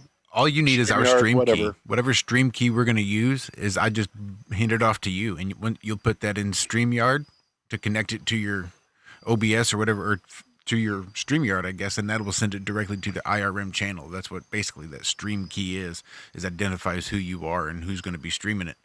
So Yep. if you have my stream key, then you can just stream right to my channel, so it works out well. Yeah. fabulous. Exactly. So yeah, I just didn't realize you were broadcasting on anything other than IRM, but I'm glad to hear it. Not So- that anyone's listening though, but Oh no, you guys. There, people maybe are in the listening. future. Karen B was over on D Live. There you go. Who Hey, is? what's up, Karen B on D Live? She was. I don't know if she's Squatch still there. sis. I think I did see her pop back over to YouTube because she was the only one there.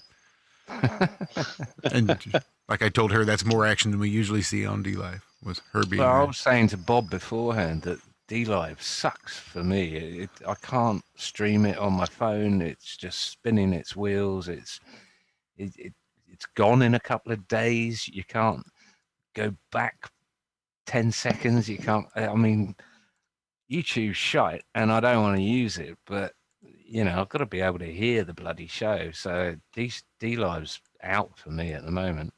Yeah, I know, and we do get a lot of complaints about that, on D Live, and I don't know why, because it works fine for me, but a lot of people say nope, it buffers and it goes around in circles and doesn't go anywhere, and that's why I'm hoping this new, streaming service, the one that Amanda told us about, may pan out to be something good.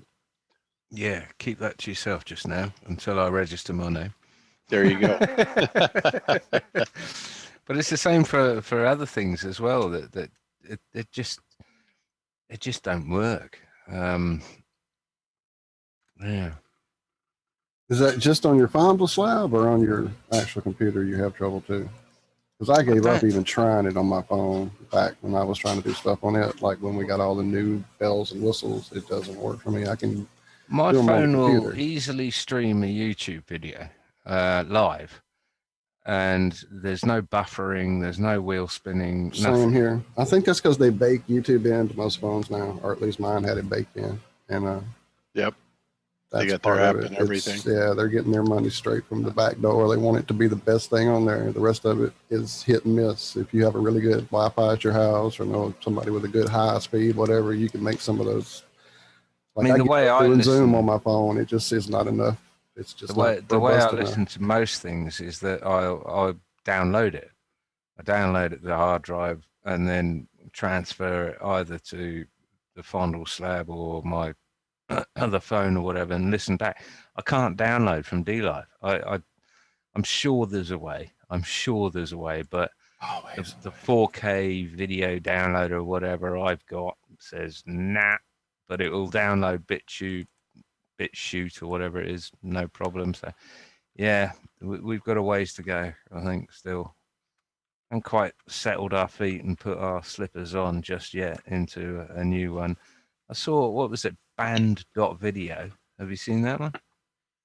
I've heard of it. I haven't seen anything on it. That's just band.video. Yes. I Wasn't think that Mike Adams and some people in on that, or was that something else? Well, I had a look through it, and I'd say 90% of it is Alex Jones, Mike Adams, that sort of thing. But it's no, it's another option. I don't know. Speaking of options, John, when you said that about streaming to your hard drive earlier, I meant to give a shout out to our friend True, TRO. It's Alex Courtoy. Absolutely. Giving everybody nice archives of their channels. If you haven't been archived, definitely hit Alex up. I don't think it's that hard for him to do it because he did mine and my channel is nothing. So thanks, brother. I appreciate it. Has Iron Realm been archived? Oh yeah. He's got us. Wow. He's got Cool. me. So yeah, I'm sure if you hit him up, which I don't even know, he just was in our chat a few weeks back and all of a sudden I got a link. It's like, what? That's awesome. Thank you, brother. Yep. So yeah, Yeah. appreciate No, all that. you have A to do link is on my ask him. channel too. Yep. Ask him. He'll put it on there. All you have to do is ask him. Yeah, I think he's got like 26 terabytes or something like that. Yeah, it's ridiculous how much storage he has. It's awesome. And he just keeps making it bigger every day. And you know, at some point, you know, he wants to make a startup out of it. And, you know, he's been so good to all of that's us great. that I would I'd love to definitely support help him that. out. Fuck I was yeah. going to say, Yep. has he got a Patreon or has he got some sort of donation link? I think I noticed a donate link when I went to the pay. Here, let me check. I'll pull it up. Hang on. Yeah, oh yeah, right Yeah. there. So there we go. I'll see what I can help him out with right away before all that gets started anyway. But definitely appreciate Or it. maybe And put a link good in the luck. description, I'm going to drop the link here right now, sir. not in the chat. Yep. Hey, John, did we get through the entire question about the satellite, or was there more to it? I think so. I mean, we talked about. I'm sorry too. My apologies to everybody. I was having severe computer troubles during that whole conversation and had to just finally drop out and reset everything. And I came in at the tail end, dropping in the thing about when you guys were talking about the ISS. So I'm sure I missed a lot of it, but my go-to favorite thing that was kind of a sideways proof was a story Josh and I did about when the hurricane took out Puerto Rico a few years back, and the only way they could reintegrate the whole infrastructure was using a balloon that hovered over the island in place without moving to keep their internet going. Well, how could a satellite stay in place on a balloon? That's not possible. Apparently it's fucking possible. Oh my God. People that say stuff like that are so ignorant. It makes me crazy. But yeah, I think we covered his question was basically, how does my dish TV work? And there are several ways that it can work. We're not denying satellites. No, I'm denying satellites exist, but I'm not denying that there aren't things in the sky that are up there physically, possibly, and possibly holographically. Easy for you to say. Yeah, Bless you, right? Hello. Holographically. There you go. There we That's much easier. See? Yeah, exactly. Well, I just want to make sure we covered all that because, you know, it was kind of a multifaceted answer and there are lots of possibilities and nobody can say for sure. But, you know, one thing we can do much easier is to debunk the current model of satellites and ISS because it's just absurd, every facet of them. You know, another thing Zach and I were talking about this afternoon about the ISS, it's like, if you guys ever wondered, you know, how it's going around the Earth supposedly at 17,500 miles an hour, in other words, once every 90 minutes, and it always has one side, the side with the cupola, facing Earth, right? How does it do that unless it constantly is propelling one side of the station down to keep it faced towards the Earth the entire time? Yeah, right? it would have to be on an axis. Yeah, wouldn't around that the use a lot of fuel? One would think. Yeah, one would think, because it's got to overcome a crap ton of inertia, right? To combat that. No, Bob, it's falling forever. Come on, don't you science think? I know, and a lot of people would actually say that too. But yeah, I mean, you think about that and it's like, man, that would take a lot of fuel because that would actually take a lot of energy. Because when you have something at that mass, how many, God knows how many tons it would be, right? Traveling at that speed, the inertia behind that is off the friggin' scales, right? And then what you have to do is you have to overcome all that inertia to keep one side of it pointed at the Earth the entire time. And guys, that takes a lot of energy. Unless, of course, everything is gravitated to the center of the planet, which it obviously is, you know. Yeah, I mean, it's just so silly. But yeah, it's much easier to debunk, you know, the satellites themselves than it is to say exactly what technology is being used. But suffice it to say that there are several alternatives that could be used to fake it unequivocally, without a doubt. So, I just don't. Well, and we know they have them on balloons. We've seen them crash. People have Absolutely. video of them. Yes, in their yards, at their Multiple, farms, yeah. Samsung, etc. Yeah, they're out there. They've happened. just don't see why people have such a problem admitting this, seeing logic and saying, well, I can't argue against that as yet. So I just can't see. I mean, obviously, I haven't had a TV in front of me for over 10 years, but surely, even before that, I could debunk the moon landings, and I was still watching TV and loving it. I just don't see why people have the cognitive dissonance they have, other than being utterly programmed Brainwashed. by the programs. Yes. And that's really the only answer, I think. That's the only thing that could possibly explain it. And they are using not only the psychological aspect, but I believe they're using electronic assistance as well, in modulating through our television sets, our computer screens. There's a reason why HD TVs and 4K TVs. I mean, damn, they're practically giving these things away. Yes, they Yeah, are. you know So, it. yes, they Yeah. are. In fact, all the offers that I keep getting to upgrade this package of internet and that package of this and that, and it's like, yeah, they're really trying to give it to everybody for as much free as they can. And we talked about the millionaires versus billionaires and the astrology, but how many times have you seen an interview with someone who is way better off than you are, and they look all through their house and you don't notice too many TVs, or they'll even say, yeah, we don't have television in our house. Yeah. You Just know, say. you know. And in my life, I can definitely show the correlation between the people I know who sit 24/7 and do the news and the programs and just mindless crap, and the people who have like turned off their TV and they're out doing the planting Yeah. in the yard or out in the woods hunting or out, doing the camp, whatever. They're doing life, nature, not TV, and they're a whole different mindset. You know these people. You're out there with them, so Exactly. So Yeah. I would say, as an experiment in getting a strike or getting banned, a shit hit the fan plan could be that, when you start to see way too many zombies around you, etc., that we have people assigned to TV towers, and they can do what they want with them, if you understand where I'm coming from. I'm here to chew gum, bubble gum, and Kit Kat. Arr, me matey. Me thinks me understands ye. On a certain day, on a certain when the ball drops, if there are certain people that signed up to Wolverine. towers, then one possible way out of this would be to detower the towers. I don't know. Crank call. Sorry. Yeah. Well, speaking of crank calls, I know some people allegedly, this is all theory. I saw this on a cartoon probably, that are out with huge organite pyramids that are just playing around cell towers. That's all. I don't know what they're doing. So Arwen has a question in chat that's actually pretty good.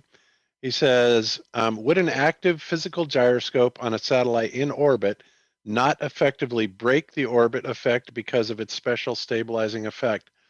And the answer to that would be it would depend entirely on the mass of the gyroscope. If it's a little bitty gyroscope, obviously it's that mass is not going to overcome the inertia. And that's assuming, by the way, Armin, that any of this is true, which we know it's bullshit. I was But we're gonna going to think say, like a baller here for a minute. define orbit. Yeah.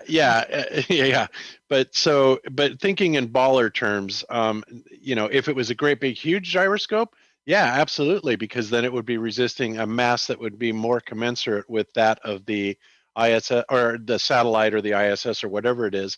But it would have to be a pretty sizable, gyroscope to match that mass. Otherwise, it's kind of like a fart in the wind. It wouldn't have a lot of effect on it. I would say that the properties of rigidity in space of a gyroscope would, even in space, would say the question again. What did Arwen asked? Yeah.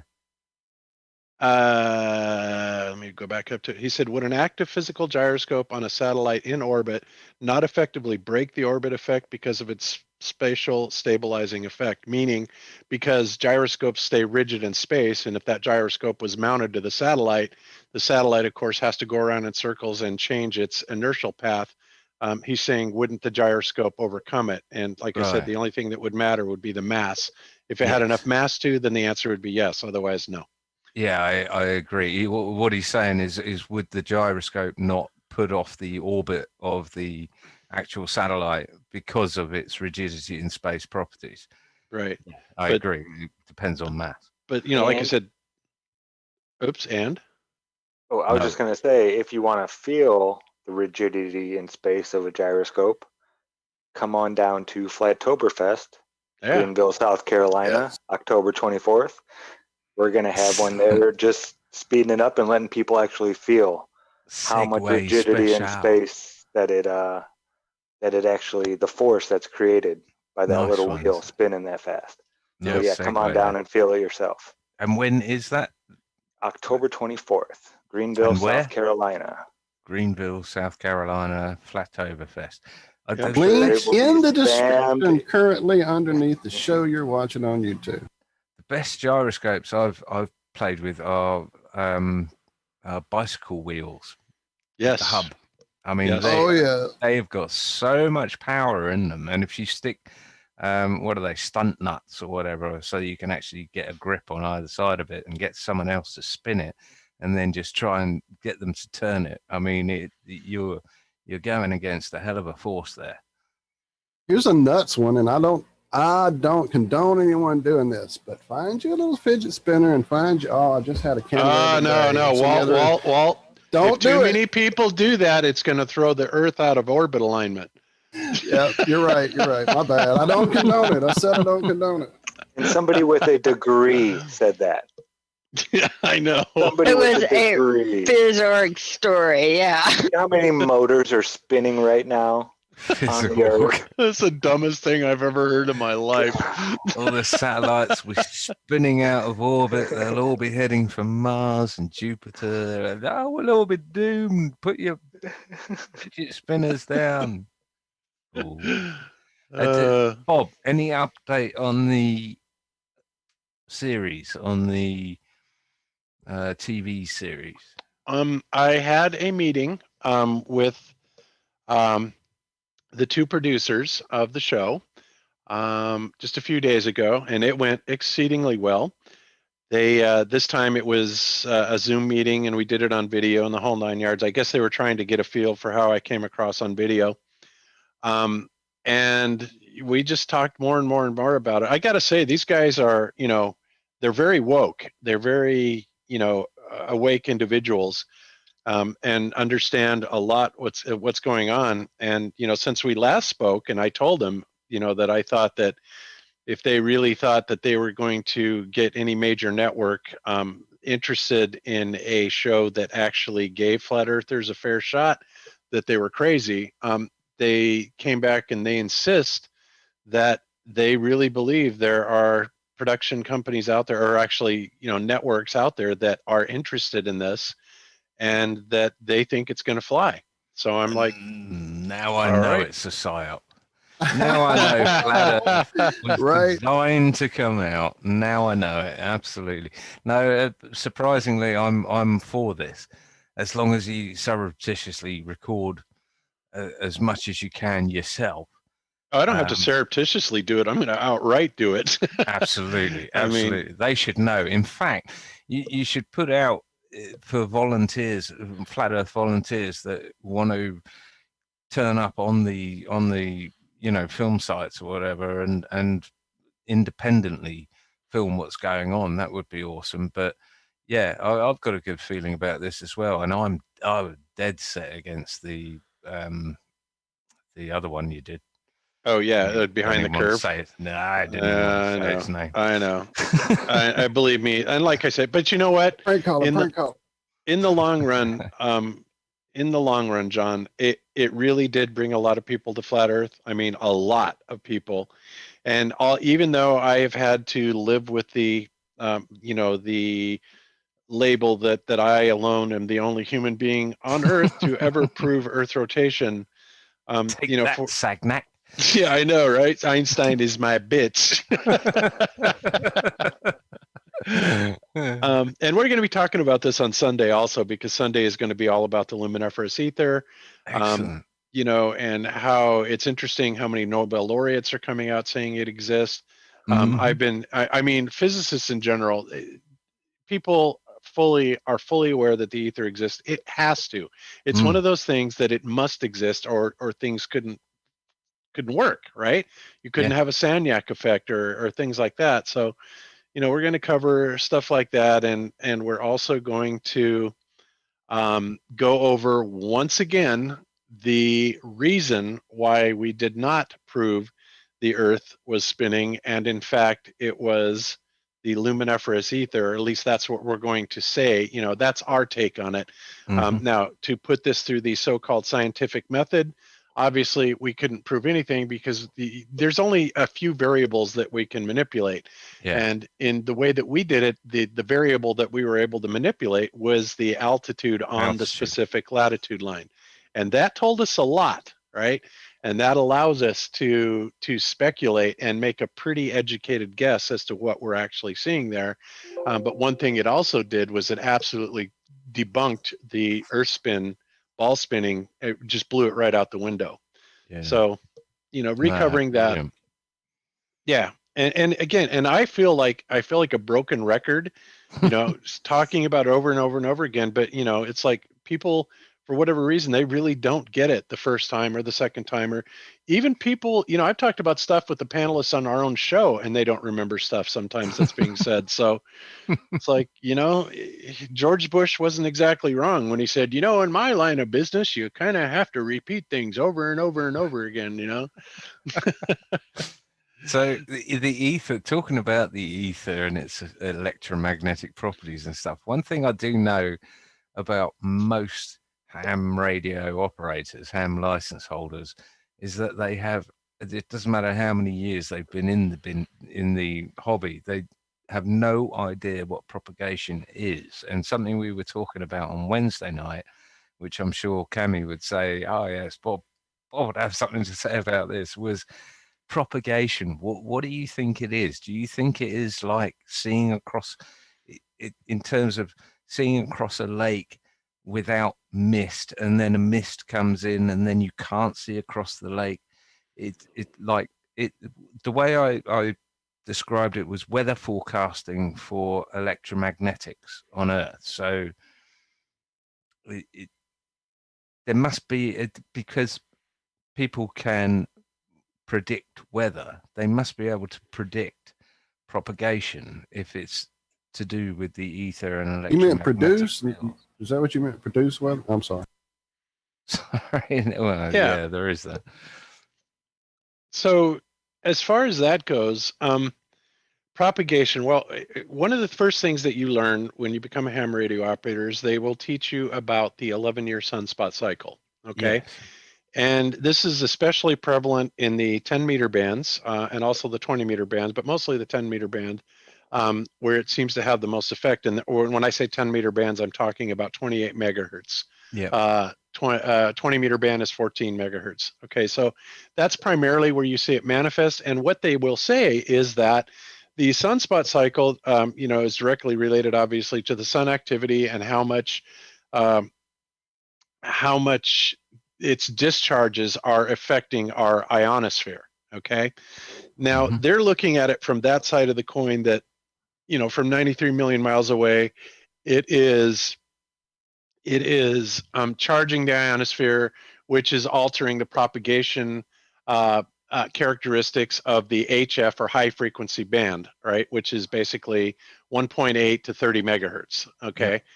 And so, you know, that's what they tell you. Now, what I have come to understand about that, and again, this goes back to what that satellite guy was talking about, is that since we as flat earthers understand that the sun is much, much closer and likely within the firmament, so to speak, Yeah. that it has a very profound effect in the way that it charges that firmament, right?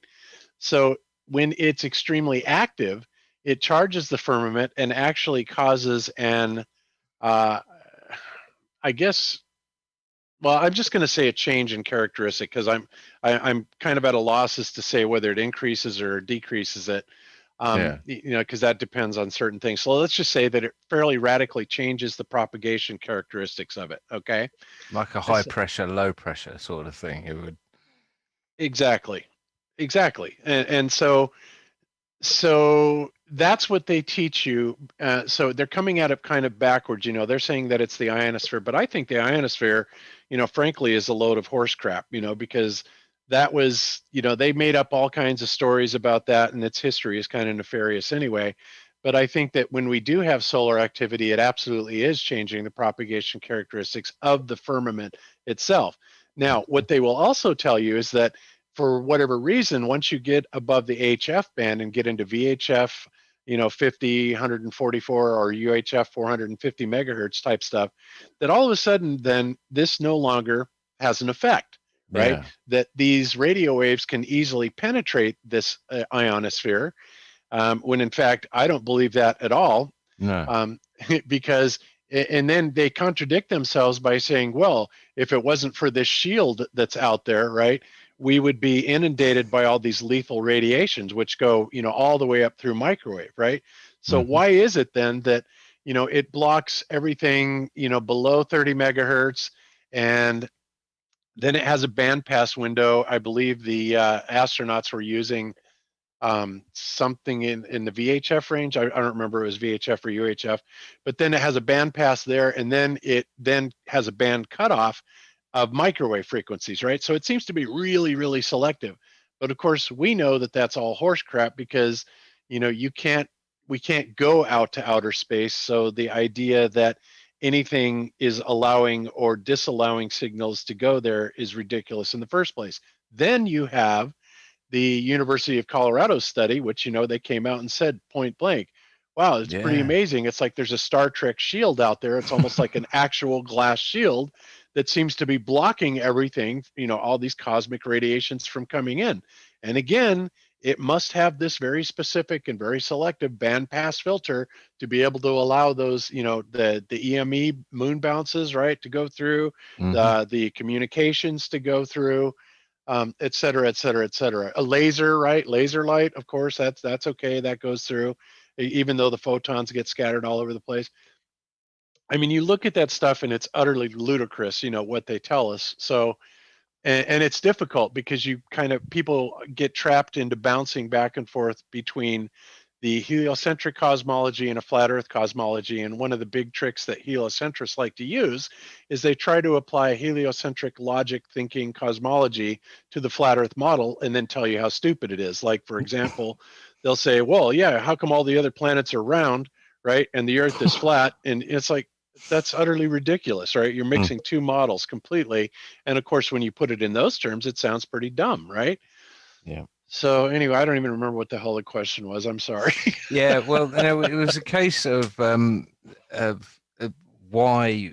I mean, it's bloody obvious now why propagation to most ham radio licensees is gibberish. They don't understand it even after decades of researching it and trying to understand it, because the foundation they're coming from is so sketchy and made up that then they're never going to understand it. What got me onto it was this guy Piers Corbyn, who's quite prolific in the COVID protests and stuff. He was the brother of the head of the Labour Party in the UK, and a friend of Jason Disbury's. But he sort of cut his teeth by making long-term weather forecasts. I mean, he was on Alex Jones, etc., and his success rate was something like 85%. He's selling weather forecasts to farmers and people who would want to buy weather forecasts because their livelihood depends on it. And he had an incredible success rate over sort of even 6 months. And from what I gleaned, he was looking at the cycles, and Cami has said one, the The Ceres. Ceros cyclists. Yep. Yes, right. So he's accurately able to predict weather forecasts 6 months in advance, sometimes a year in advance. It's crazy, to far greater accuracy than even the Met Office in the UK, which has £1 billion so-called quantum computers, etc., working for them. They've given up now. They just don't even bother with long-term weather forecasts. But he was using cycles to be able to predict this. And I was wondering if someone would be able to do the same sort of thing and be able to predict the electromagnetic cycles, and with it, the propagation of HF radio frequencies and that sort of thing, and be able, because at the moment, as you know, they can't really tell you what the propagation of radio frequencies is going to be in an hour's time, let alone 6 months' time. Right.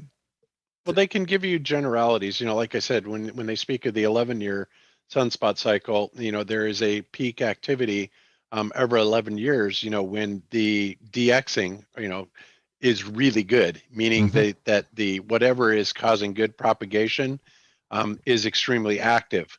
And you can get, some fabulous contacts, all over the world, in these cycles. And then, in between them, it's absolutely dead. Yeah. So yeah, I mean, as far as solar activity and radio propagation, there is unquestionably a link. And I know they can predict it to a certain degree, but to what level, I really couldn't say. But I'm sure that, and it's just like anything else, because of the proximity of the sun, and our celestial bodies in general, obviously anything that happens up there is likely to profoundly affect a number of things on Earth. Yeah, right? It's just a matter of being able to read it. Yeah. What Everybody was energy? Yeah, Bob, last night we were watching something and they were graphing energy and showing how it graphed up with sidereal time as opposed to solar time. And the graph was like spookily overlaid. What were we looking at? We were looking at ether graphs. I've been prepping for the show on Sunday by in fact, I even paid for some lectures on free energy stuff. And I've been watching all these PhD physicists lecture about the ether. Right. And we were looking at the ether patterns. And I said a long time ago that what we were reading as far as the 15 degree per hour rotation was much more closely related to a sidereal day than a solar day. And this physicist last night actually graphed it out and showed that to be absolutely true. And I had never seen it before, and I just went, that's bitching. Because that's what it sounds like too with the ham radio, is it sounds like it's working and you can read it more with sidereal time, or pull more information out of it. And it could be, again, the energy patterns. I think it has to be, because I think it's like seeing across a bay, and when the energy patterns are in the right place, you can see the bay across, you can see the land across the bay. And when they're not in the right place, i.e. fog comes in, you can't see it across there. And this is what propagation is, because I've seen it on the maps. The places just light up suddenly. Amazingly, suddenly you can get South America, and everyone's getting South America, and sometimes you can get Antarctica and this sort of stuff. It's just, it seems to me like weather forecasting using electromagnetics. But on that note, I'm probably, I should sign off before I start dribbling. But Sure, ham radio expert that needs to talk with Bob. None of us can do that. So I'll say thanks, Bob. I'll say thanks, Bob. Well, it's knocking on 1:30 here, or nearly 2. And yeah, it's been a fantastic This is just the show. first goodbye, Bob. Don't worry. Right, Bob. This is We'll just talk to down him later. one. You know how you hold your fingers up 3 times when you're going You down keep ground. saying that. I've been getting better at this. Well, before you go, John, let me answer something that Lucas said in the chat. He says, Bob says that there is charge in the atmosphere then says that the ionosphere is not real. Ionic means charged, can flow through a medium. And yeah, you're right, Lucas. I said that wrong. Because, and what I meant to say is that the ionosphere is what they are claiming these signals are bouncing off of. In other words, when the skip phenomenon comes in, they're saying that it's bouncing off this ionosphere layer of the atmosphere. And in fact, I don't believe that's true at all.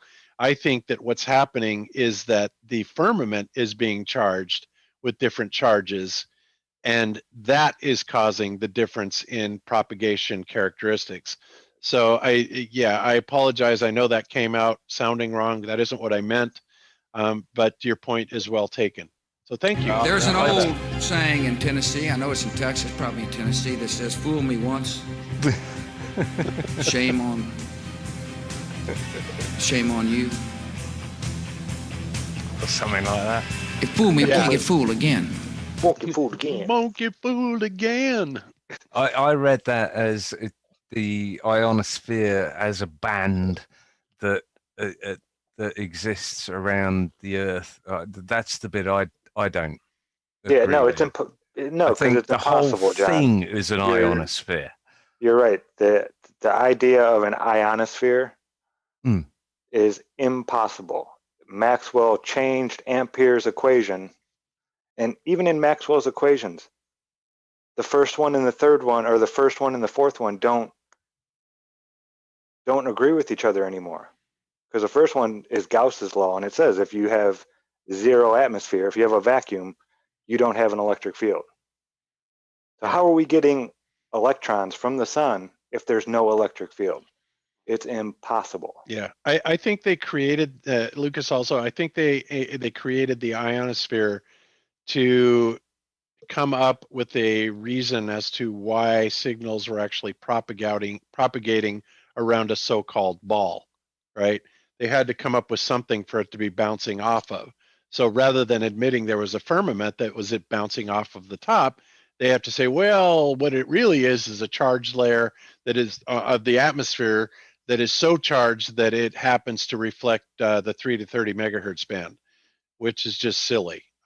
So anyway, there you have it. But you know, Zach's right. I mean, even the physicists before this knew this, Maxwell and all that. They knew that this was, it's just nonsense. And they do. They make up this stuff up on the fly to answer, you know, questions that seem to contradict the ball model. And sometimes they get a little comical. Yeah, and there were people back in 1898 that were questioning this, like, hey, wait a minute. This doesn't add up. And I could only find 3 papers, though, over the last 20 years. Mm-hmm. That actual, you know, physicists that are being published are questioning, like, hey, wait a minute, the equations don't, which makes you wonder how many of these people actually know what they're talking about. Yeah, I would venture to say that the layer, whatever it is that's up there at 100 kilometers, that the sprites, you know, flatten out on the sprites and the elves, and you know, all the things that indicate that there's some sort of barrier at 100 kilometers. I would say that is probably RF impenetrable. And if it is charged correctly via the sun, or maybe launching bombs at it, you know, whatever, and getting it to charge or ionize in a specific way, that you can cause it to alter propagation characteristics. And I think that's what's happening. But I've been watching a lot of the explosions from back in those test days, just thinking about some of the ideas of electromagnetic, rather than back when we were first looking at them and we were all thinking, you know, glass dome or whatever. And yeah, some of the reactions I see happening up there as that gets higher and higher, I definitely see is like almost like electrical plasma in one of those spheres you play with your fingertips, it seems. Yeah, plasma ball. Yep. Plasma ball, yeah. Now, this is taking it futuristic, and I have a lot of work to do on this, but we do have a quadrupole magnetic arrangement right in the middle of our AE map when you look do the magnetics. And anybody familiar with the quadrupole knows that one of the characteristics of it is it creates something called a magnetic trap or a dome. It creates a dome-shaped field, and so it's something I've been looking heavily into, and I'm completely fascinated by. But could be that our answers out there are the easy answers. Yep. So yeah. Anyway, in conclusion, Lucas, I think the ionosphere is bullshit. I don't think that there is a layer of our atmosphere that does that. I think that's done somewhere else, and they just made that one up. So that's what I meant. Hopefully that clears it up. All right, so cool. And John is still here. So hey, that was pretty good. I got to keep you here for another few minutes anyway. I'm always here until the end, but I'm just muted. But yeah, you drag me back. No, I do agree. I don't think it's a layer. I tend to think the entire everything above us, around us, is the ether. It's electrically charged to different degrees, and how RF works in it, how everything works in it, light works in it, is governed by whatever charge that is over it, which would in itself be affected by the revolution of the sun and the moon, and God knows what other dark And we bodies can't are up there. discount what appears to be all the antiquitech type energy collecting devices that are high Exactly. up there. What we think, like maybe flagpoles we're doing, like you were talking about on Wednesday, John, or was that yesterday? I don't know when you were talking about that. I don't even remember talking about it. So It may not have been you even, but we've been talking about it. Shit, No, I agree don't with you, know. Walt. I agree. Yeah, that, I that agree with stuff's you all there. too. And I know we're looking at the old buildings, but when we drove into Charlotte, Bob, did you notice the rooftops of the buildings in Charlotte and how many pointy spikes that were up there? It was Yes. crazy. Yes. Yeah. I was in a little small town looking at their church here in Abbeville in Louisiana. I shared some pictures on one of our shows when Martin was here. And while I was doing that, I kind of explored the town because there were a lot of Masonic looking buildings there. And on the courthouse, which is in a vast Masonic building in a little tiny town, it was covered with so many. It looked like they had set HARP up on top of the rooftop. And it's like, that's not even the police station's 3 miles down the road. That's not even a place that needs an array of radio, whatever that allegedly would be called, because it obviously is some kind of crazy tech. Even when Zach was here in my little town, we saw on the church some weird lines running from the iron tip of the cross and the area up there, that almost is like a I don't even know what you would call it, almost like a tiny bandstand on top of the building up there. Yeah, some really crazy stuff still going on. Yeah, and it wasn't just a lightning rod. It broke off into 3 separate wires. Oh, right. And they went in different directions. And oh, yeah, it was nuts. And the only building in this whole town that has quote unquote lightning rods, which have these weird glass spheres in them, is the building that the priest lives in right next to that same church. The only buildings. And it's not the tallest building in this town. Yep. So I was just looking through the internal chat, and I guess it's Josh. You are posting questions from certain people. Did we answer the one from Robert Page here? I think we did. It was what kicked off a real good conversation in there. Robert is actually he was a listener to the WID podcast with Daniel Grothy that I was on a few weeks ago. And he had called in. If you'd listen to that replay that we have here on our channel, you'll hear. I didn't realize that was this Robert. That's Awesome. M1. Yep. That's Welcome, Robert. Nice. Oh, okay, that's cool. I really like doing Q&As. I think they're fun. And admittedly, I will be the first one to admit that, obviously, there's a lot of speculation that goes on, but it is educated speculation because, anybody that knows me knows that I like to operate off of the preponderance of evidence. And I kind of put those pieces together, and then my answer is usually based on what I think is most likely for, the outcomes of these questions. But because we don't know unless we can actually go up there and put our hands on stuff. Of course, there's going to be a lot of speculation, but I don't think there's anything wrong with that. And I think really getting it out in the open and spitballing and opening up these topics is really well, it's the only way to go. I mean, That's not where only some of the best aha moments come from. Is just kind of that high in the absolutely, sky. I mean, that's kind of what we like to do. And I'm so glad and appreciative that you trust us and are relaxed enough when you come here to get into that realm, because I know you like to try to stay more fact based. As I watched your show for many years, sir, I know, and I appreciate you relaxing and getting a little pie in the sky with your speculations here. Thank you, because that's part of it. That's where those epiphanies come from. yeah, yeah. I think so too, and I think it's just great to spitball stuff and really just open up the, and sometimes things can get really crazy, and it's like, wow, okay, so now we're really going out there, but sometimes the truth is stranger than fiction, right? Too many times, sir. If Yeah, you look way around, too many. too Yep. many times. I just often wonder, it's like, how can you get at the truth if you're not open to the possibilities, or you're not out looking for the possibilities? So we'll never find, again, if you are scared to speculate because you don't know for a fact it's a fact, you can never get to what reality is until you take a couple of leaps along the way and try out ideas, and if they're not truth, they fail, and you pick up and you do it again. Yeah. And not only that, people are also afraid to do that because of the harsh criticisms that come down, and believe me, I've gotten my share of them because I like to throw ideas out there for speculation. And of course, one of the most typical responses you'll hear is, "Oh, that's the dumbest friggin' thing I've ever heard in my life. What a retard," that kind of thing. And we've all dealt with that. And that unfortunately acts as quite a deterrent for a lot of people. But if you don't, But I think that trolling's intentional to shut you down. absolutely, absolutely, but it doesn't work very well on me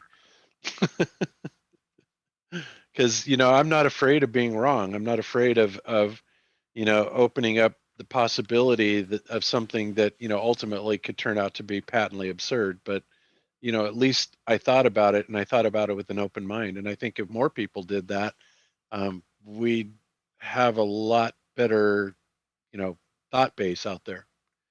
But that's just me.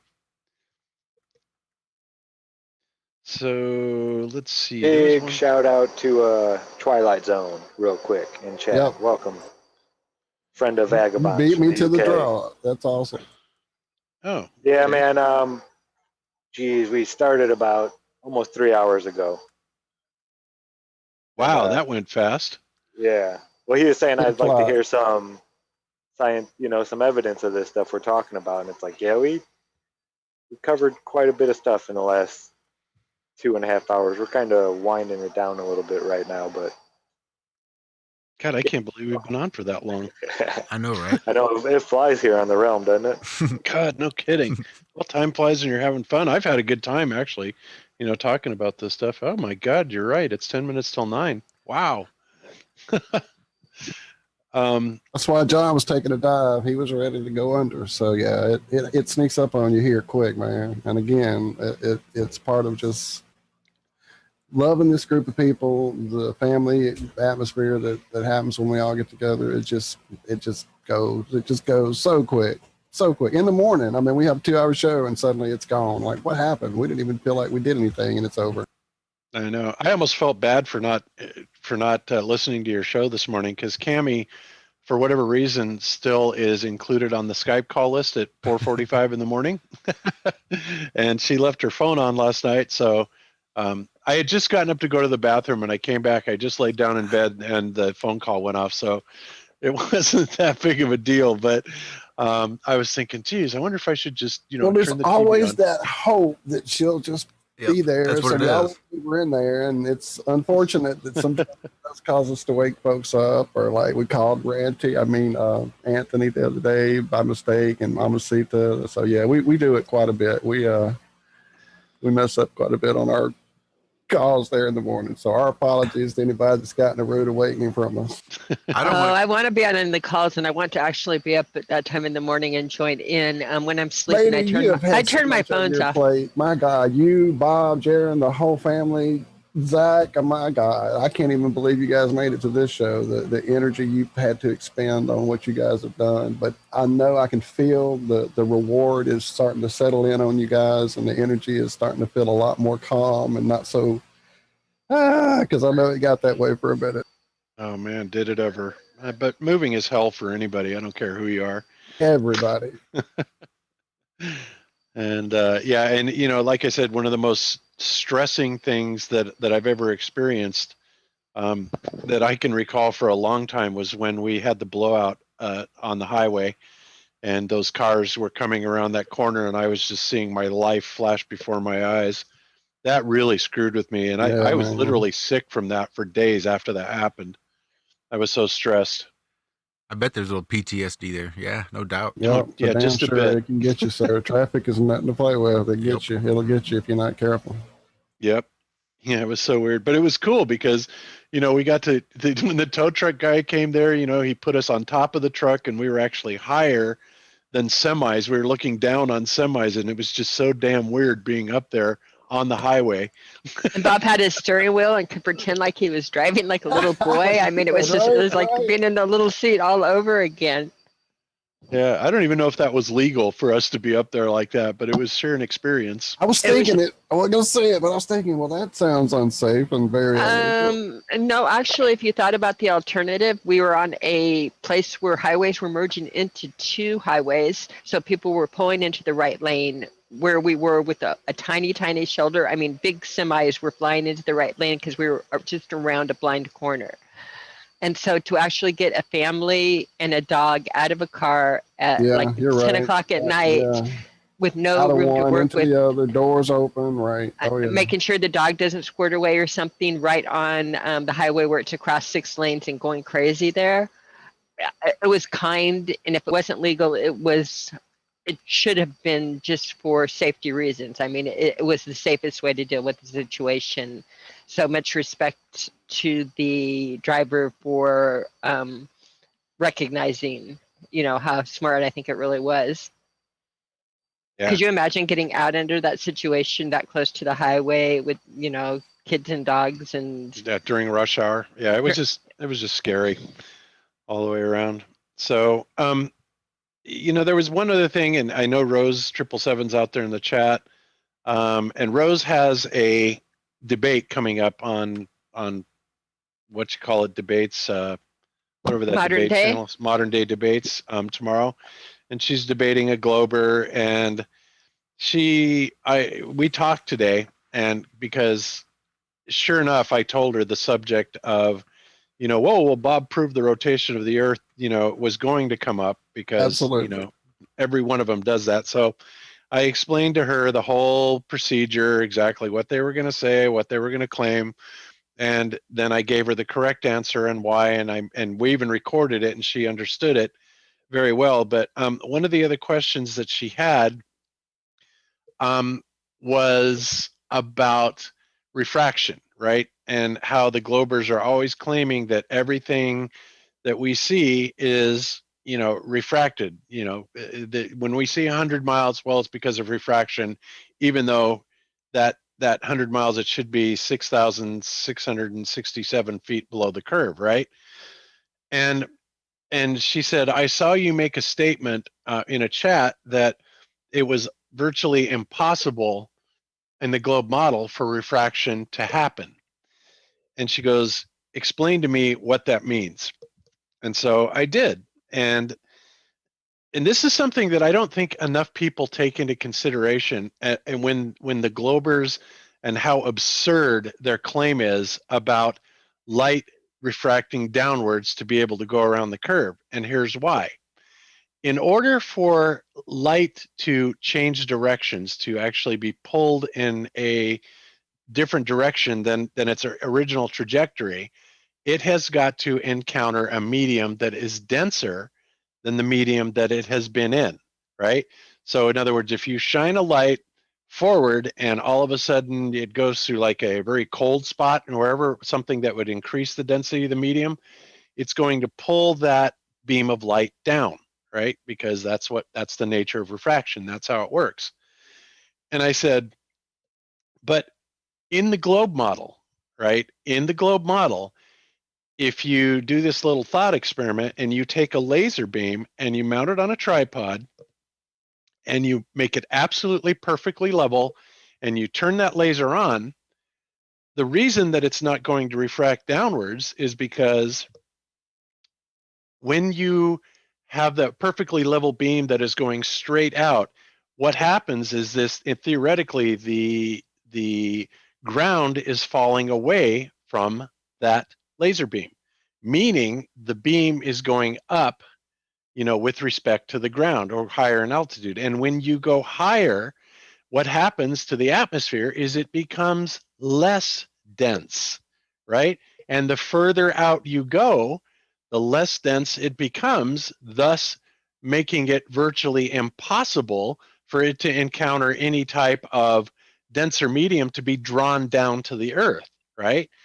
And of course the ballers would say, but yeah, but it does happen. And okay, yeah, it does, even though refraction is far more common in an upwards direction than in a downwards direction.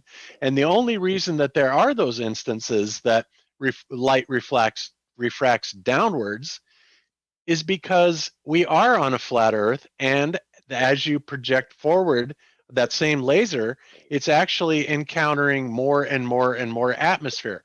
Now, it's not saying that it's becoming more or less dense, but the possibility of it going through a zone where, say, it's a little bit colder, which would effectively lower the density altitude and it drawing that beam down, is much higher, right? And it could also go through an area that that's a little bit warmer, a little warm area or something like that, right? But the point is, in order to draw that beam down, it has to have a denser medium below it to alter that beam trajectory, right?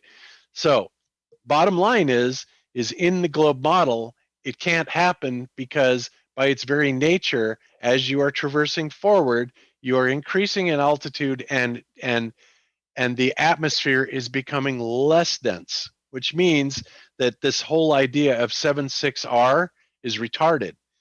The only way that would even remotely happen is if we were on a concave Earth, and then you have the ground coming up, right? And so as the beam is going forward, the beam technically would be getting closer and closer to the ground, which would mean that the atmosphere would then become thicker and thicker, and then it would draw the beam down towards the ground, but not in a convex Earth. And so, does everybody agree with that? Does that make sense to everybody? Yeah, oh yeah. And It doesn't the does. 7.6R, the equation, take into account celestial measurements? They're Beats taking me. in the refraction of stars. It's not an actual terrestrial measurement that they're getting the refraction. They're taking the refraction rate of the stars and then applying it Yeah, to the terrestrial rate. yeah. So they're taking a stellar refraction, something that's happening thousands of miles away, and applying it to stuff that we're looking at that's 50 miles away. Right. Yeah, yeah. In any event, it's retarded and it's wrong. And the very nature of their argument, because of their model, is anything but conducive to downward refraction. In fact, if anything, it would be the opposite. You can Right. play around with maybe a fish tank. That's what we did it with in science class, and clear water and milk. Drop it in and a flashlight, and you can change the way the beam goes out the other side of the tank. Maybe with a glass, it's probably not doable. Maybe with a laser. I don't know. I haven't played with it since then. I never thought about it since. But when you were talking about that as it goes out, it's like, man, that'd be something you could probably play with the laser. Because I've seen people do the laser where they make it bend with the stream of water and things like that. So I know it's possible to play with it and do things. I might do that. I think. Yeah. So the whole idea then, Walt, becomes that for light to ever refract downwards would be incredibly rare, right? Because it would have to meet a medium that, let's say, was so cold that its density altitude actually then made the atmosphere more dense than the atmosphere that it had come through to actually draw it down. And that would be an extremely rare occurrence, right? So You'd have to be pointing right into a cold front.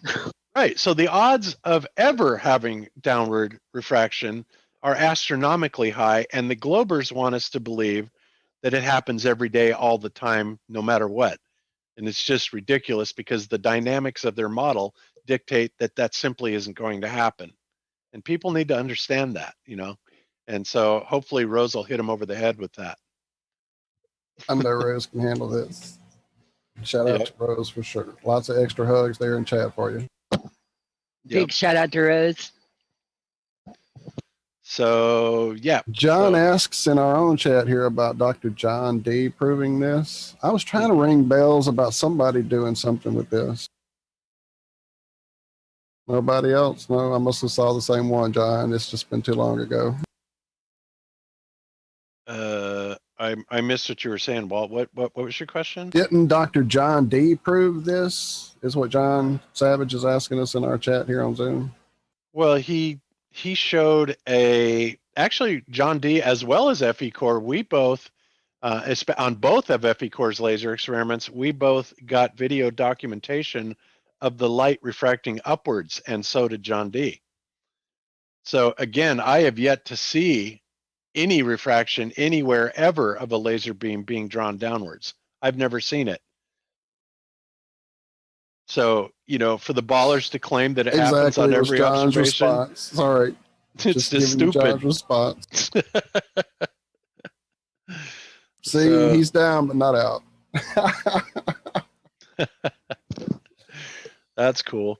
Yeah. So anyway, I just wanted to bring that up. And there was something else too that we were going to talk about, and I forgot what it was. It slipped my head. Do you know what it was, Zach? I think it was the radio waves. Then if you bend one with a magnetic field, like a propagation, does it straighten itself back out and go back onto the original path? Oh, okay. Yeah. You're right. You would, if you had some sort of magnetic influence that was going, that intersected, I guess, an electromagnetic wave, let's just call it light for this example, and it deformed it and it temporarily altered its course.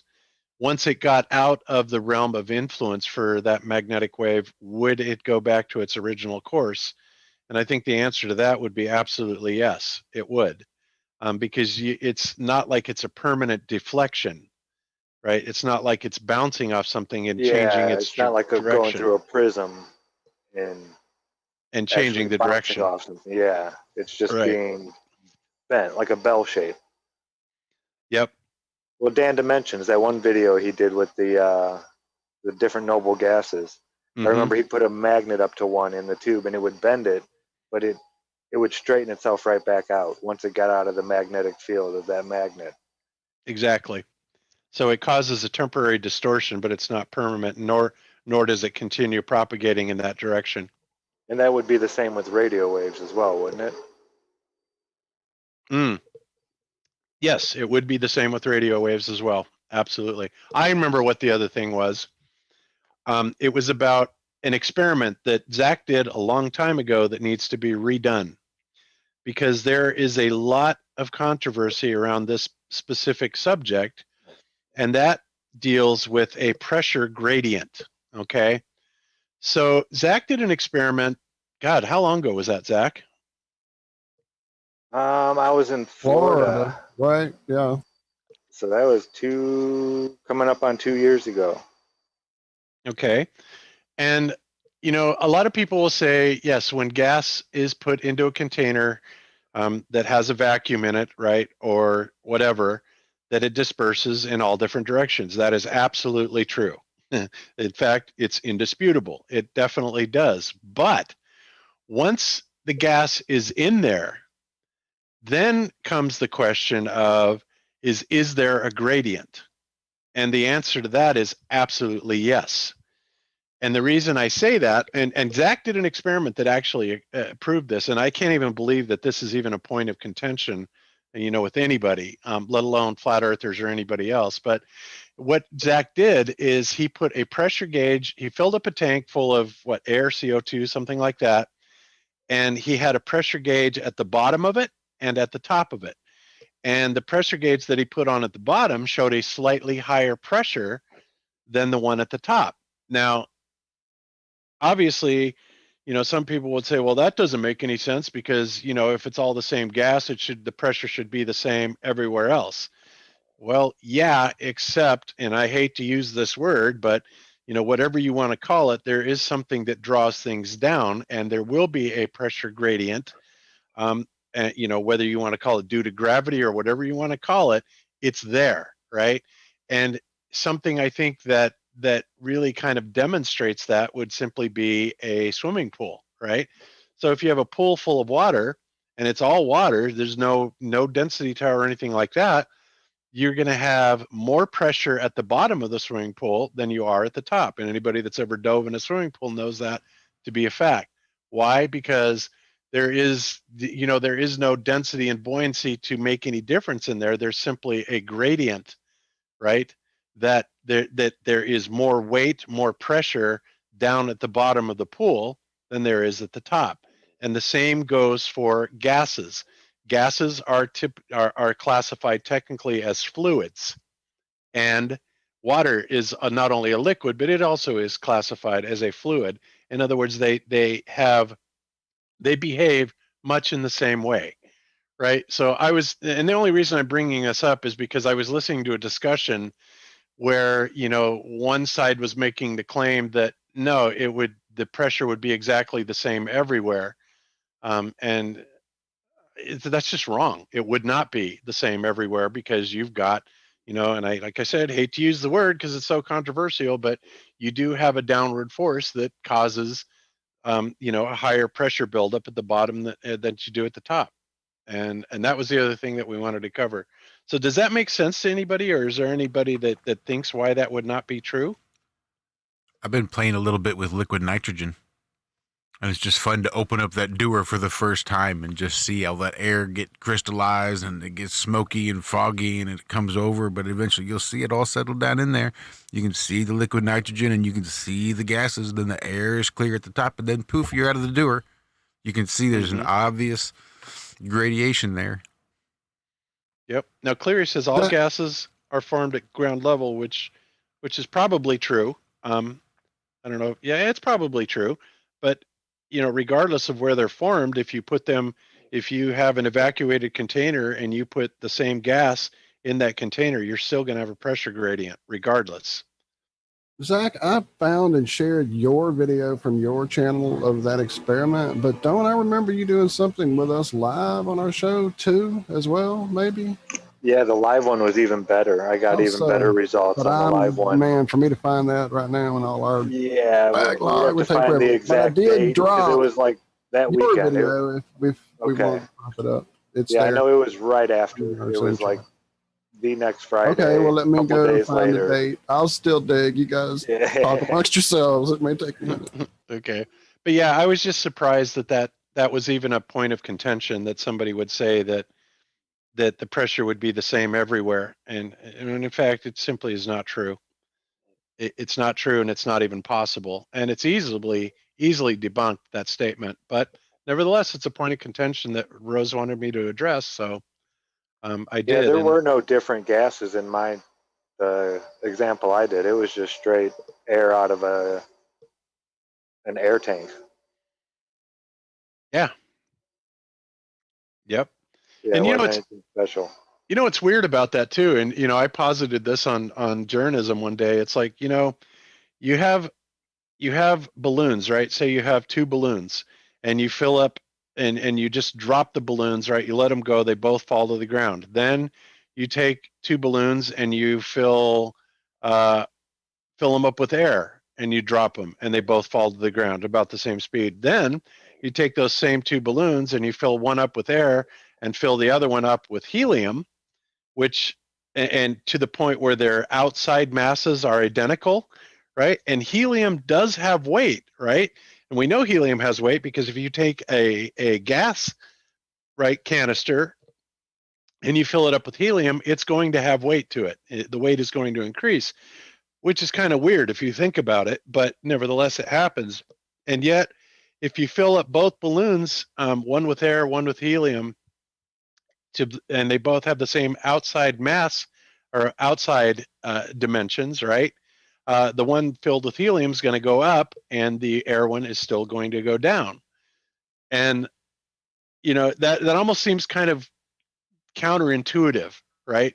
Because helium does have weight, and its density is masked inside of the balloon container. So all you're really dealing with that's falling through the air is the mass of the balloon. So why does the helium balloon go up? And that may sound like a really elementary and stupid obvious question, but if you think about it, it's like, again, the helium has weight and the mass is identical to the air balloon, and yet helium goes up and air goes down. Isn't that weird? So Absolutely. it is bizarre. It truly is. Because you think, well, gee, if you fill up a steel tank full of helium, you'd expect it to get lighter, but it doesn't. Yeah, I was talking to somebody about that. They said the steel tank would have to be so large and you would need so much helium to where the wall of the steel tank would be like a balloon. It would kind of like the giant ones we see NASA, the big giant rockets that they use, the big fuel tanks. It would have to be something like that filled with helium to get it to be able to rise. Okay. Yeah. Well. They said that's the only way. Yeah, that'd be the only way. Because in a small tank, you keep putting helium in it, it's going to turn into a liquid. Yeah, but think about it now. If you're doing that same type of thought with a ship or something floating on water, then it's about water displacement, right? So then it doesn't matter if it's steel or whatever. All you're doing is displacing a specific amount of water, and that allows the boat to float on top of the water. So I don't know. Things like that just fascinate me because that it doesn't seem to make logical sense to me. And I'd really like to have a good answer for that, a good nuts and bolts explanation. And I've yet to really hear a good one, but anybody Can I try knows you? one. Can I try Yeah, you? I'm down. Go for it. Okay, it's because you're compressing the helium into the tank. You're compressing the mass into a small area. If you did compressed air, if you made the same size tank of compressed air, it would even weigh more. Okay, so you're compressing both air and helium into the same outside dimensions of a balloon, and one goes up and one goes down. Correct, but in other words, the helium is less dense than the air, and when you get to a certain point, it can overtake even again. But the helium is not interacting with the air. The helium only interacts with the balloon. It's the only thing interacting with the air is the rubber on the balloon or the latex on the balloon. Correct. Well, so to me, it still doesn't make any sense. Okay, let's do it this way. Look at helium as charges and unpaired charges, and the fact that the dielectric isn't pulling down. Well, on now it that I because can of the relate to. In fact, Okay, that was my answer, is that I think there's some electrical component that charges, so-called electrostatic gravitic effects to have exactly, and it would that work type of perfect effect. in it with the unpaired on that one. It would work exactly correct, and it would. Yeah, but when you think about it, those balloons having identical mass, and for a fact that helium has weight. Why again, if the helium is not directly interacting with the air molecules, why does it go up and the air one goes down, right? And to me, that's just, like I said, it may sound extremely simple to some people, but when you really think about it, it's very puzzling. At least it is to me. So there you have it. And I know we're like way over our or not way over, but we're 15 minutes. We're over it a little bit. We've done that once or twice. I've actually found the show, but because as I say, that show itself is 3 hours and 2 minutes long. I'm struggling to find the part. I do see that it's the correct show. It's from March. Yeah, we started it right at the beginning. It is at the beginning? Oh, because that's when I started the test, and then we let it run for a while. Oh, that's what it was. So it would be something we would have to really. Yeah, it's in there somewhere. Okay, what I'll do is drop the link for that test that we've done, that Zach did on the show here in our description. I'll drop it in chat for you guys too. Oh, and awesome. then, as you said, we'll send it to Rose. Yeah, absolutely. I'll do that as well. Okay, and then I'm sorry, Walt, as you said, Bob, what were you going to say? Sorry, my mouse is so jittery when I've got 3 video things happening. I was saying, as you said, it does need to be repeated, maybe with some of those variables of different gases and things like that. So yeah. Mm-hmm. Hang on, I'm still stutter mousing. Hang on. There we go. I'm going to mute up and get that sent out. Hang on. Okay, cool. But yeah, so little simple things like that do puzzle me. But, I'm always up for a good explanation or anybody that wants to offer it because, to me, I still can't get it to reconcile. It just doesn't make any sense to me.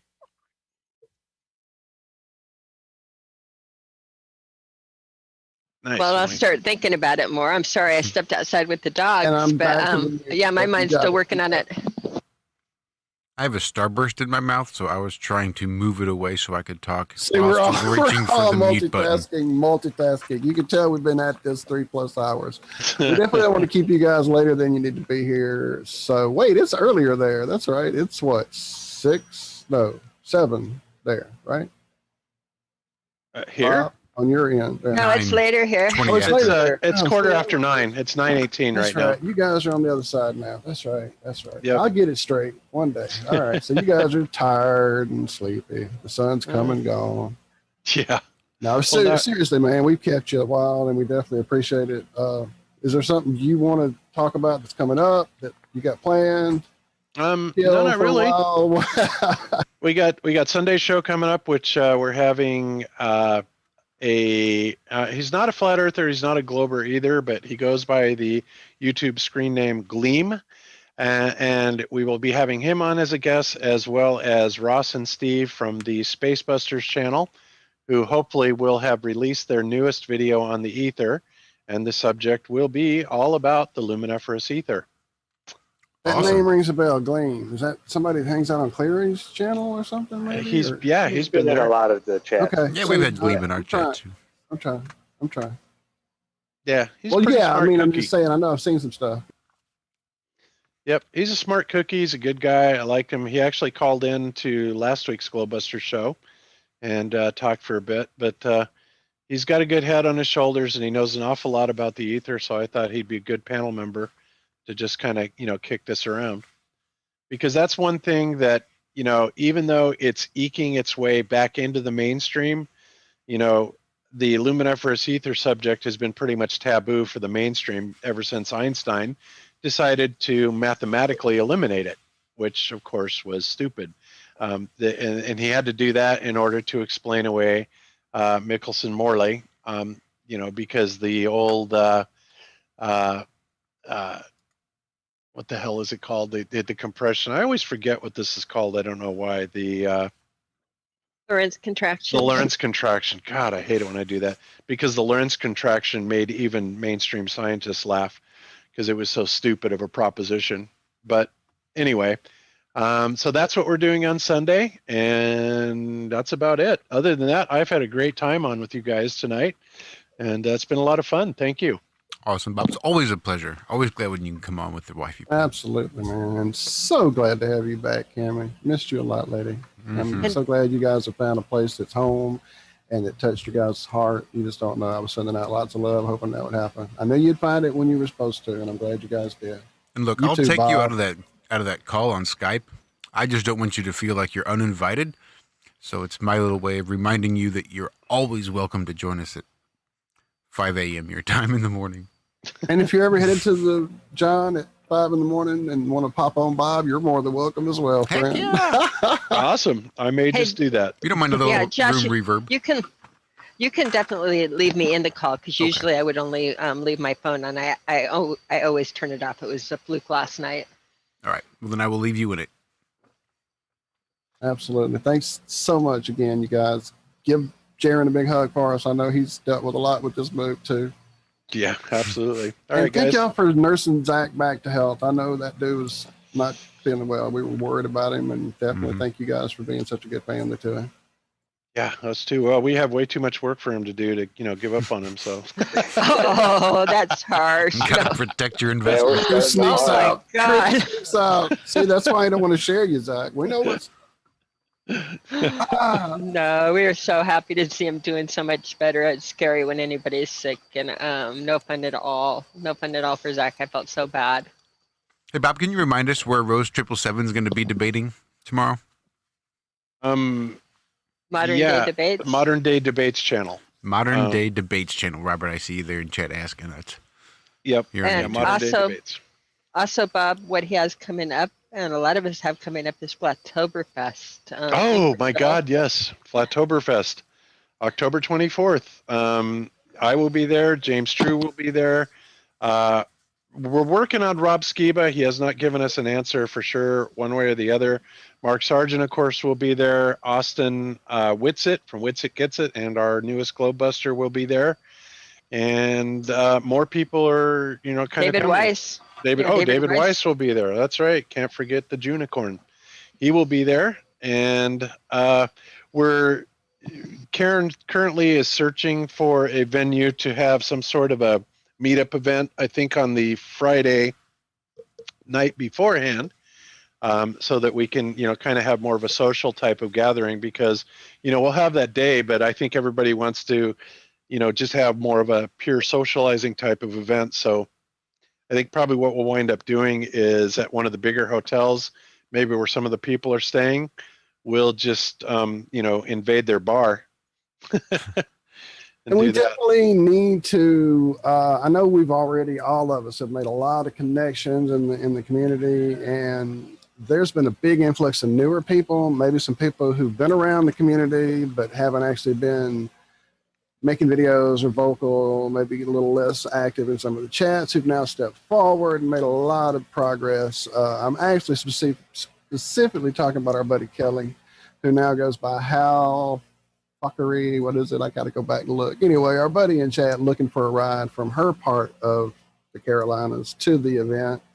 I know some people in other parts of the world are trying to group up and get rides and get over there.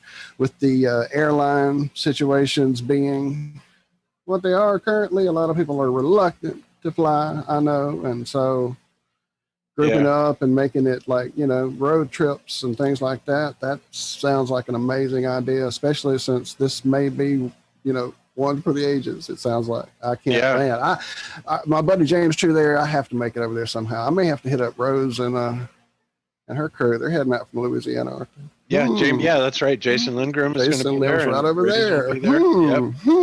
Yep. Well, you for sure. Man, I want to sure. be there. Want to be there bad. There's going to be some surprises as well.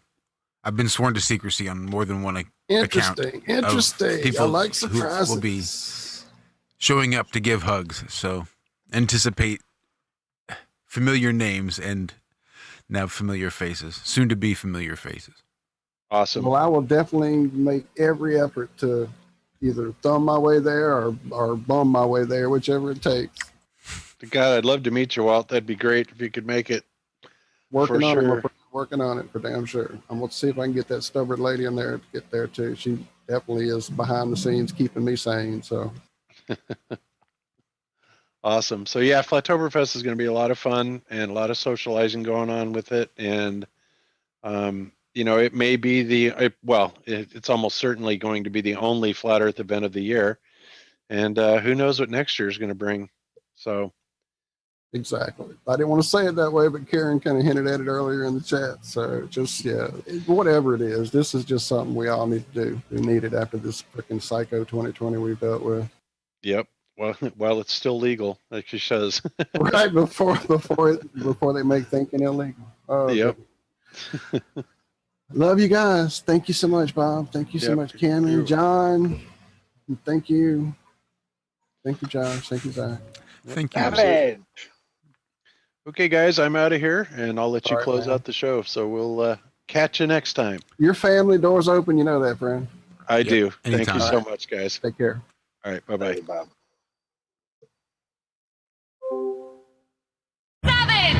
Right, and I dove right into chat trying to play catch up as you went into it, I guess, too. All right, thank you all in chat. It's been amazing. I've done my best to keep up, but it's kind of hard to do. So thank you, everybody that came over, that shared the show. Thank you all for just being the family, man. It's been awesome. Love y'all so much. I'll shut up. I want to let everybody get their goodbyes in.